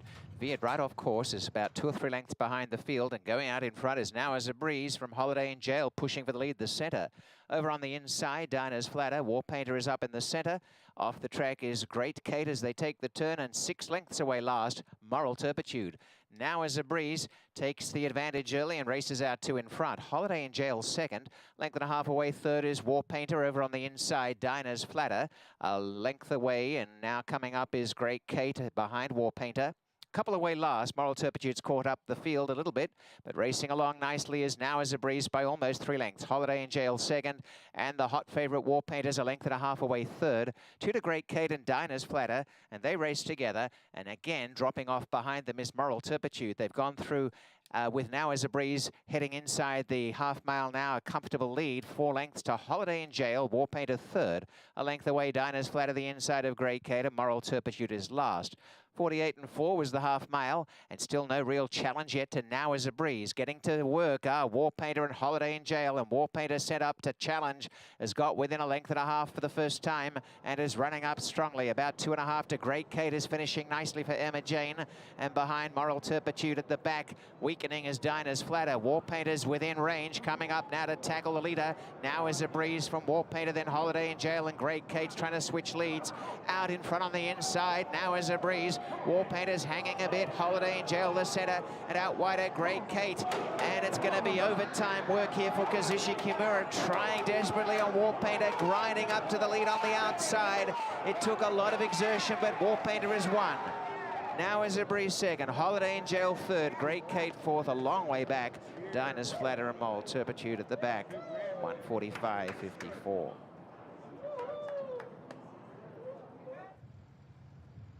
On their way, War Painter dipped and boring right off was Moral Turpitude. Veered right off course, is about 2 or 3 lengths behind the field.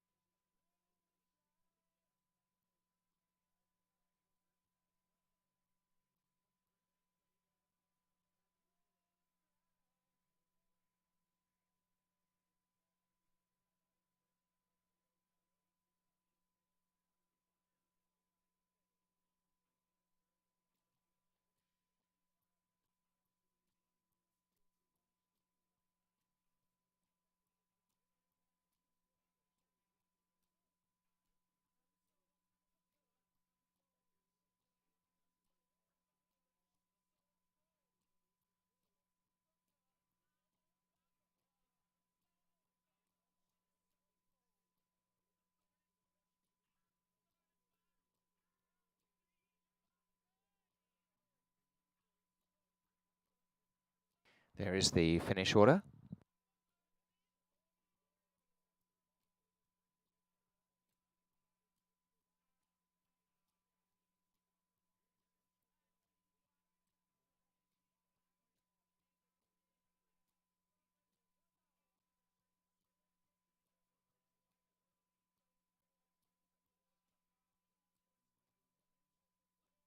Do note the carryover as we come to the final race with the jackpot high five. That is at $184,331.61. There are no changes. Race 8 is next, the final race of the program in 16 minutes.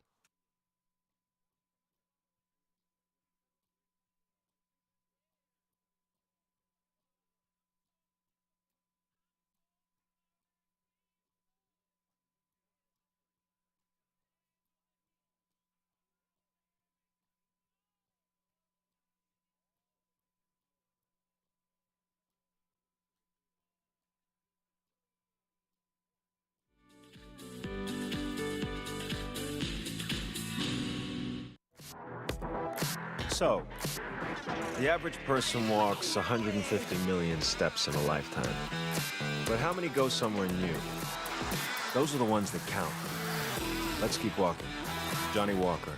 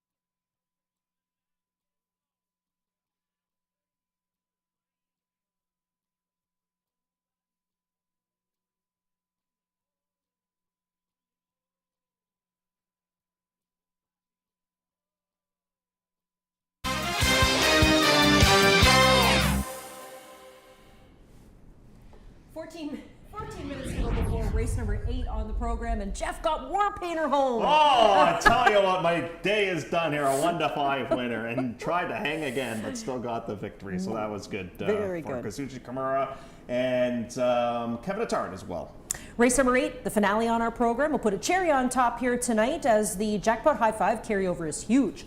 Over $184,000 up for grabs for these maidens for $15,000, going 7/8 of a mile. Here's the one Zodiac Beach. 15-1 is the price for Phil Hall. The horse raced already once, was in for the waiver tag, now goes for the price of $14,000 and gets the 5-pound bug. Fraser Ailby aboard. Number 2 at 4-1 is Silent Patsy. Second start off of the layoff for this horse. Now, this is a Tino Attard horse, Jeff, and we already saw Tino in the winner's circle earlier on. He got his first win of the season. This filly could give him another one. I thought she ran okay with that comeback race. You know, all you can ask is for a little bit of improvement when you go from that 2 to 3-year-old campaign, and she ran better. Yeah, the late pace of that race, it did get a very, very soft, but take nothing away from Silent Patsy. And as you said, the barn already having a good day at the office. And you know, second time out, I find it's a big angle with Kevin, and I find it's a pretty good angle with Tino as well. And you've got that going on right now. I would say a very nice price, 2 at 4-1. Stormy Ocean is another filly in here that I don't mind. She's a daughter of Where's the Ring, trained by Pat Dixon for Colebrook Farms. Hey, we saw Colebrook Farms winning a race down at Churchill this evening. That's right. Eddie Keneally trains that one, the half to Churchtown. That's a debut here at Woodbine. And here's a look at Stormy Ocean. The only negative I have to say, and it's not the horse's fault, was that the winner, Smokin' Chloe, was a professional maiden who won that race. But she ran terrific, and that was a huge form reversal for her in that most recent tilt. Closed up a lot of ground too, right? She came from 9 lengths out of it to finish second, only beaten 2. The 4, 15-1 the price on this Don Platursky trainee, beaten 15 lengths last start out for 10, now moves up here to face $15,000 maidens. Number 5 at 7-2 though is Calm Cool for Roy Augustino. Barn has sent out a ton of horses, Jeff, but I haven't seen the barn in the winner's circle as of late. Yeah, it's been a while between victories for this one, but I will say that she ran on a day where the inside was was good. And this horse had a wide trip and kind of made a quick move there and couldn't quite stand it. Eventually finished in 4th. I like the horse a little bit in this spot, and it's taking significant support right now at odds of 7-2. Pat Dixon's busy in this race for Colebrook. He sends out the 6 horse as well, currently at 8-1. First start of the season, but you know, the horse picks up checks. Picks up checks, and look at the work tab coming in. It's pretty good coming into this tilt as well. 7-1. The way that Pietro's going right now, it seems like everything he touches turns to gold. Yeah, a co-favorite in the odds right now at 7-2 is the 7. The first-time starter for John Ross. She's a darling. The Spartans had a great start to the meet. This is a half to a King's Causeway, who was stakes place, as a matter of fact. The mare was a one-time winner at 6 furlongs. Listen, they're being obviously very realistic with this horse debuting in against just 15,000 claimers here in this spot. I can't remember the last time Sky rode for this barn, though. It's been a long, long time. Yeah, you don't see any races together for a while. Impeccable timing. Another one here for Roy Augustino. Gets first-time Lasix here today, and the 10-pound bug at 16-1. And the 9 is Mrs. Benjamin for Santino de Paulo. When they were putting the tack on this horse on the walk, Jeff, this is a horse that looks very strong, and you can see at this stage in the game, I think you got to put all your force in behind this horse just to hold on to him tight. But Justin Stein will do the riding here. So when Santino takes over, you know this can be a bit of a difficult horse. There's Santino's sister, who's a very nice person right in behind, and she probably bought the horse over and was a little bit on the sharp side of things. One thing that I found with Santino so far this year, he's been very aggressive with race placements. They gave the horse 1 start for 40. This is a homebred, and that's it, Santino said. We're going right in for 15 to try and get the horse on track here today. By the way, the 3rd and 5th place finishers from that last race both came back to win. Well, you know, if she brought the horse all the way over from the backside, I'm sure that arm is pretty falling tired. off. Yeah. So let her brother take over for the rest of it. Good night tonight. We saw a couple of good winners from Emma Wilson this evening. Some good winners on the card from Tino Attard. A first win for Ron Sadler. A first win for Paul Buttigieg. And keep your eye on that Paul Buttigieg barn because, as you said, they really are going to start to pick up now that a lot of their horses have had a start under their belt. 34-1 shot to kick off the day, a 17-1 shot in Living on Love as well. So some big prices along the way. I was really impressed with Tito's call-in today. I thought that was a really nice effort. Beautiful ride given by Emma to pull off the victory in there. And then coming up tomorrow, we'll have our good friend Ernie Perry with us during the pregame show. Yeah, we're going to talk about some Belmont action. Of course, Belmont at Saratoga. Don't you feel like that's the place to be right now? They had a massive handle today, and you can watch and wager on that through HPI.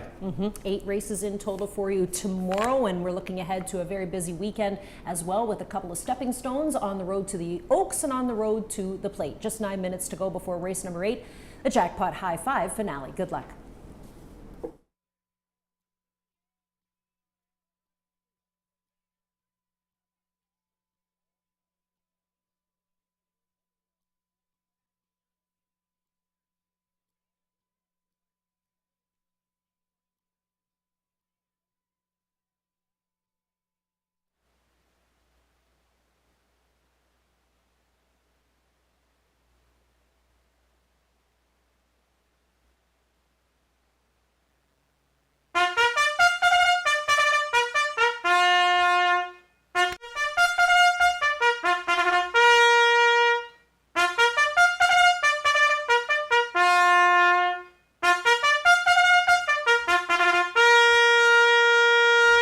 It is the call to post final race on the program with the Jackpot High 5 carryover, $184,331.61. This race clear of changes, and they'll go to the 7 furlongs to decide it. A maiden claimer and fillies and mares 3 and up.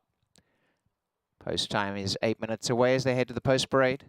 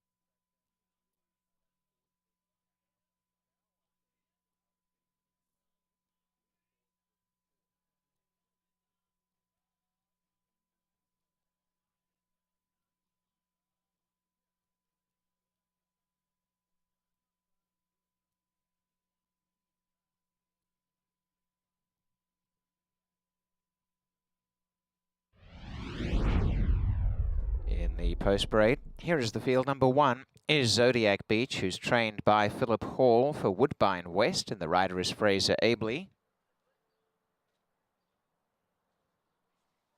2 Silent Patsy in the barn of Tino Attard for Hidden Springs Incorporated, and the rider Kazushi Kimura. Stormy Ocean, number 3 for Colebrook Farms, Patrick Dixon and Jose Campos. Number 4, Texan Sis, is trained by Dom Platursky, is owned by Kata Platursky, the rider Jodine Anderson. Michael Bellissimo, owner of 5, Calm Cool, in the barn of Roy Agostino with rider Leo Sales. The 6, High Treason, for Colebrook Farms, Patrick Dixon and Pietro Moran.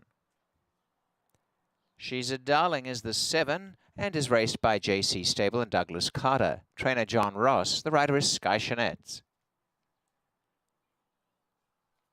To number 8, Impeccable Timing for Michael Bellissimo, Roy Agostino and Austin Adams.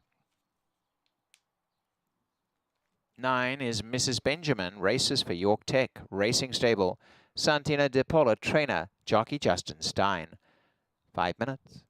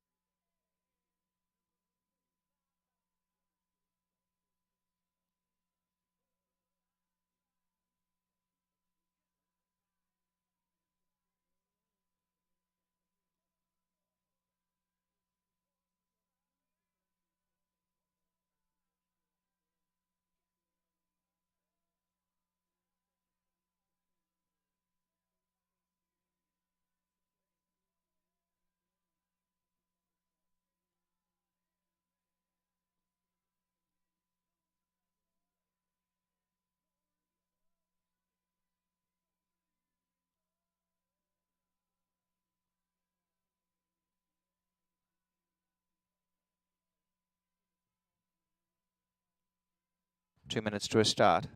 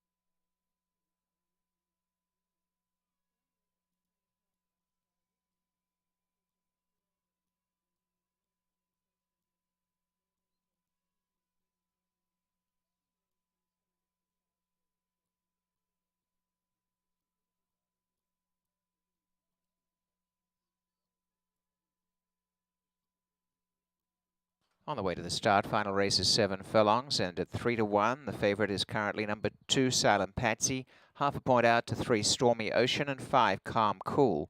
Also support for number 7, She's a Darling, the first time of 5-1, and the 6, High Treason, also at 5-1. As they come up, don't forget the Jackpot High 5 with a carryover in excess of 184,000. Zodiac Beach is the first to come along. Zodiac Beach, the ride for Fraser Abley with the rail.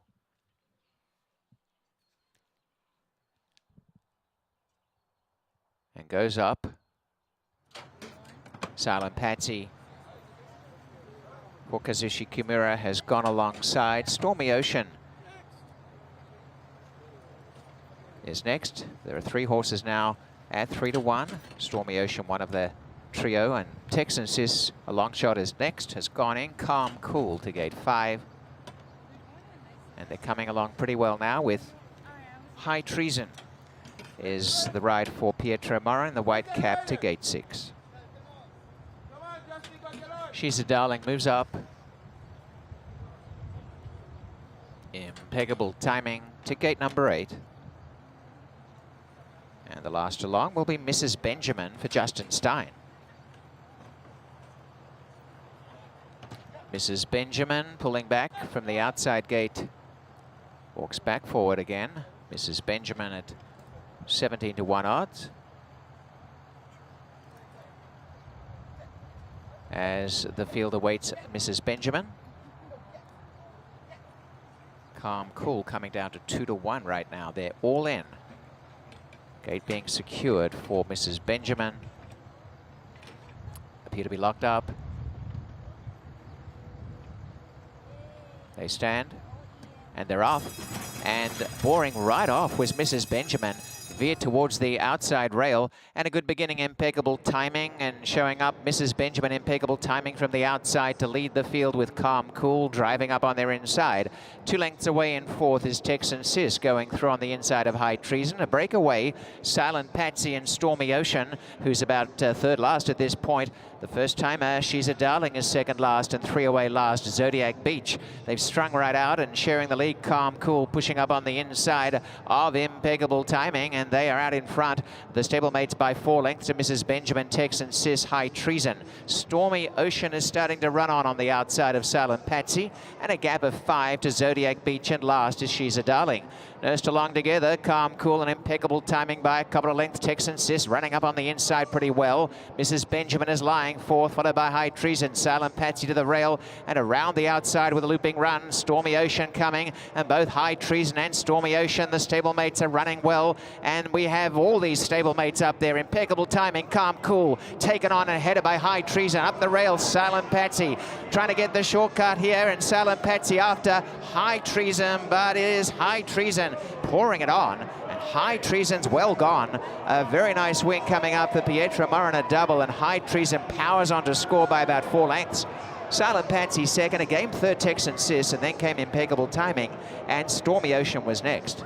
124.72.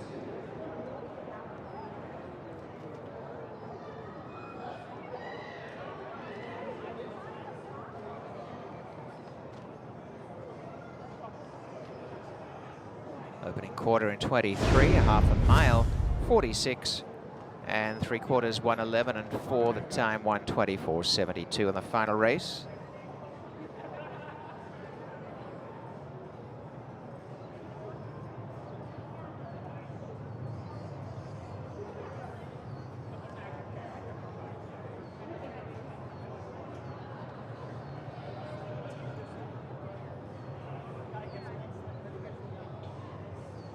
Unofficial result, it is 6-2-4-8-3. The winner is 6, High Treason. 2 is 2nd, Silent Patsy. 4 3rd, Texan Sis. 8 4th, Impeccable Timing. And 5th, number 3, Stormy Ocean. Again, 6-2-4-8-3 in the Jackpot High 5.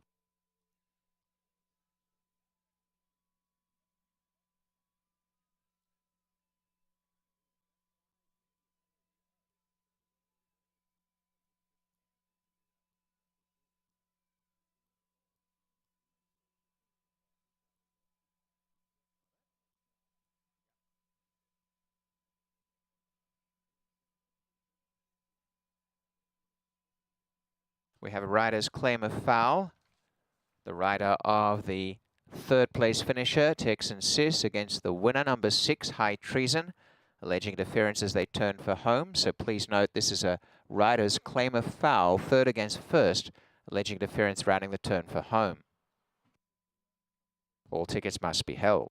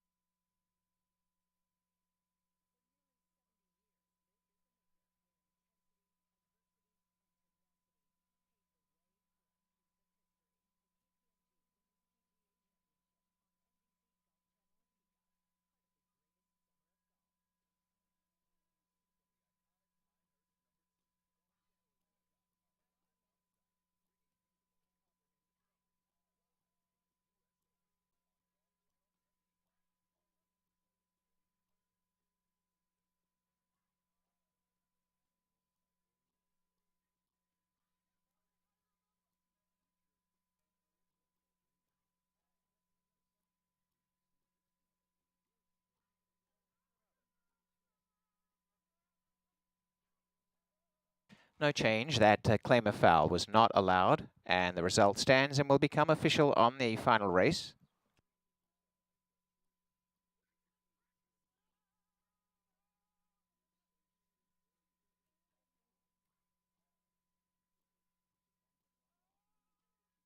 And it is High Treason as the winner. And persistence and perseverance rewarded here with High Treason, who was the oldest runner in the field and has gone on to a big win. This will be a double tonight for Pietra Morin. And the chestnut mare is a 5-year-old who's by Connect from Secret of the Sea.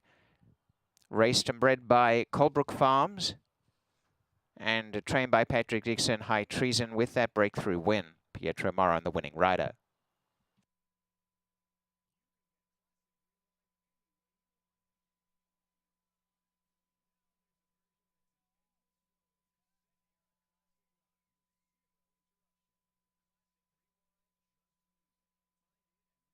So just repeating that claim of foul was not allowed. There is no change. The result stands and High Treason is the winner.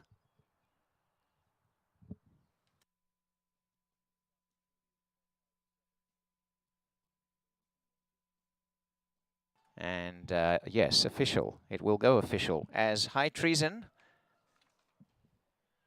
is now in the winner's circle.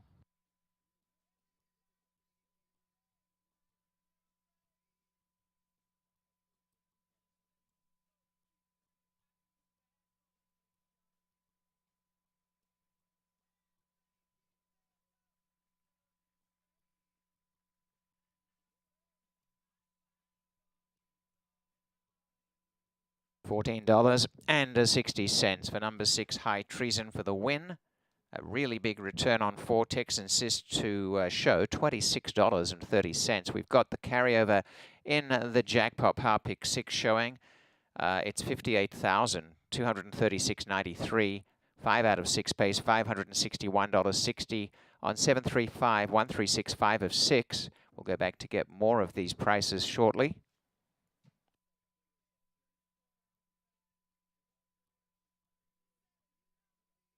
And that exacta has returned $54.40. A big trifecta, $658.95. The super, $7,154.35. And in the jackpot high 5, a consolation on 62483, $3,503.23. Carryover is up to $194,841.32. The double, the late one, 2710 on 36. Final pick 3, 136, 58.60. And in the swinger, 4-6, 21.60. 2-4, 13.45 and 2-6, $4.05.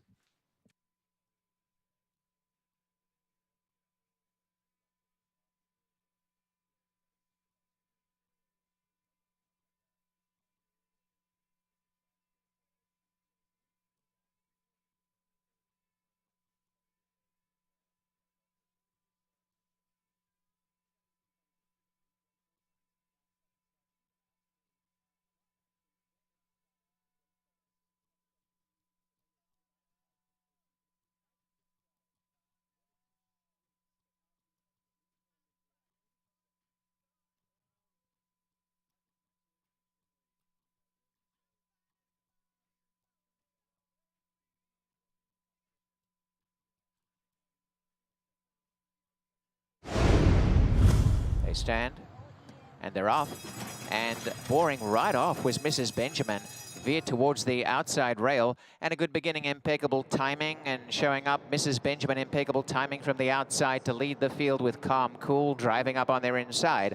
2 lengths away in 4th is Texan Sis going through on the inside of High Treason. A breakaway, Silent Patsy and Stormy Ocean, who's about 3rd last at this point. The first timer, She's a Darling, is 2nd last, and 3 away last, Zodiac Beach. They've strung right out and sharing the lead, Calm Cool, pushing up on the inside of impeccable timing, and they are out in front. The stablemates by 4 lengths to Mrs. Benjamin, Texan Sis, High Treason. Stormy Ocean is starting to run on the outside of Silent Patsy, and a gap of 5 to Zodiac Beach, and last is She's a Darling. Nursed along together, Calm Cool and impeccable timing by a couple of lengths. Texan Sis running up on the inside pretty well. Mrs. Benjamin is lying 4th, followed by High Treason. Silent Patsy to the rail and around the outside with a looping run. Stormy Ocean coming, and both High Treason and Stormy Ocean, the stablemates, are running well. And we have all these stablemates up there. Impeccable timing, Calm Cool, taken on and headed by High Treason. Up the rail, Silent Patsy trying to get the shortcut here, and Silent Patsy after High Treason, but it is High Treason pouring it on. And High Treason's well gone. A very nice win coming up for Pietra Morin, a double, and High Treason powers on to score by about 4 lengths. Silent Patsy second, a game third Texan Sis, and then came Impeccable Timing, and Stormy Ocean was next. 124.72.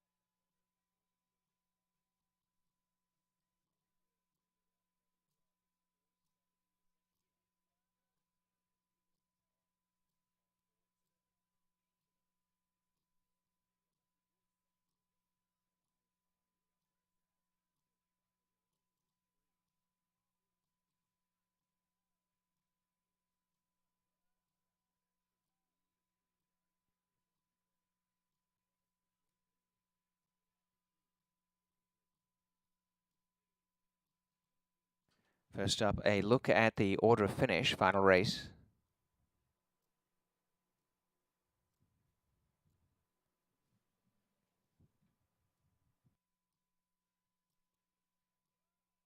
And now 2 claims. Stormy Ocean goes from the barn of Patrick Dixon to Danny Yu for Sek Yun Chung. And High Treason, the winner, from Patrick Dixon's barn to Edwin Knight as the new owner and trainer. And that concludes our thoroughbred program here at Woodbine. Woodbine Mohawk Park continues on this Thursday night, and we're back with Friday racing. Great stakes action coming up on the weekend. The Fury Stakes on Saturday and the Queenston on Sunday. Thanks for joining us on track, and those who've been following the Woodbine Signal. And on behalf of the Woodbine Entertainment Group, wishing you a very good night.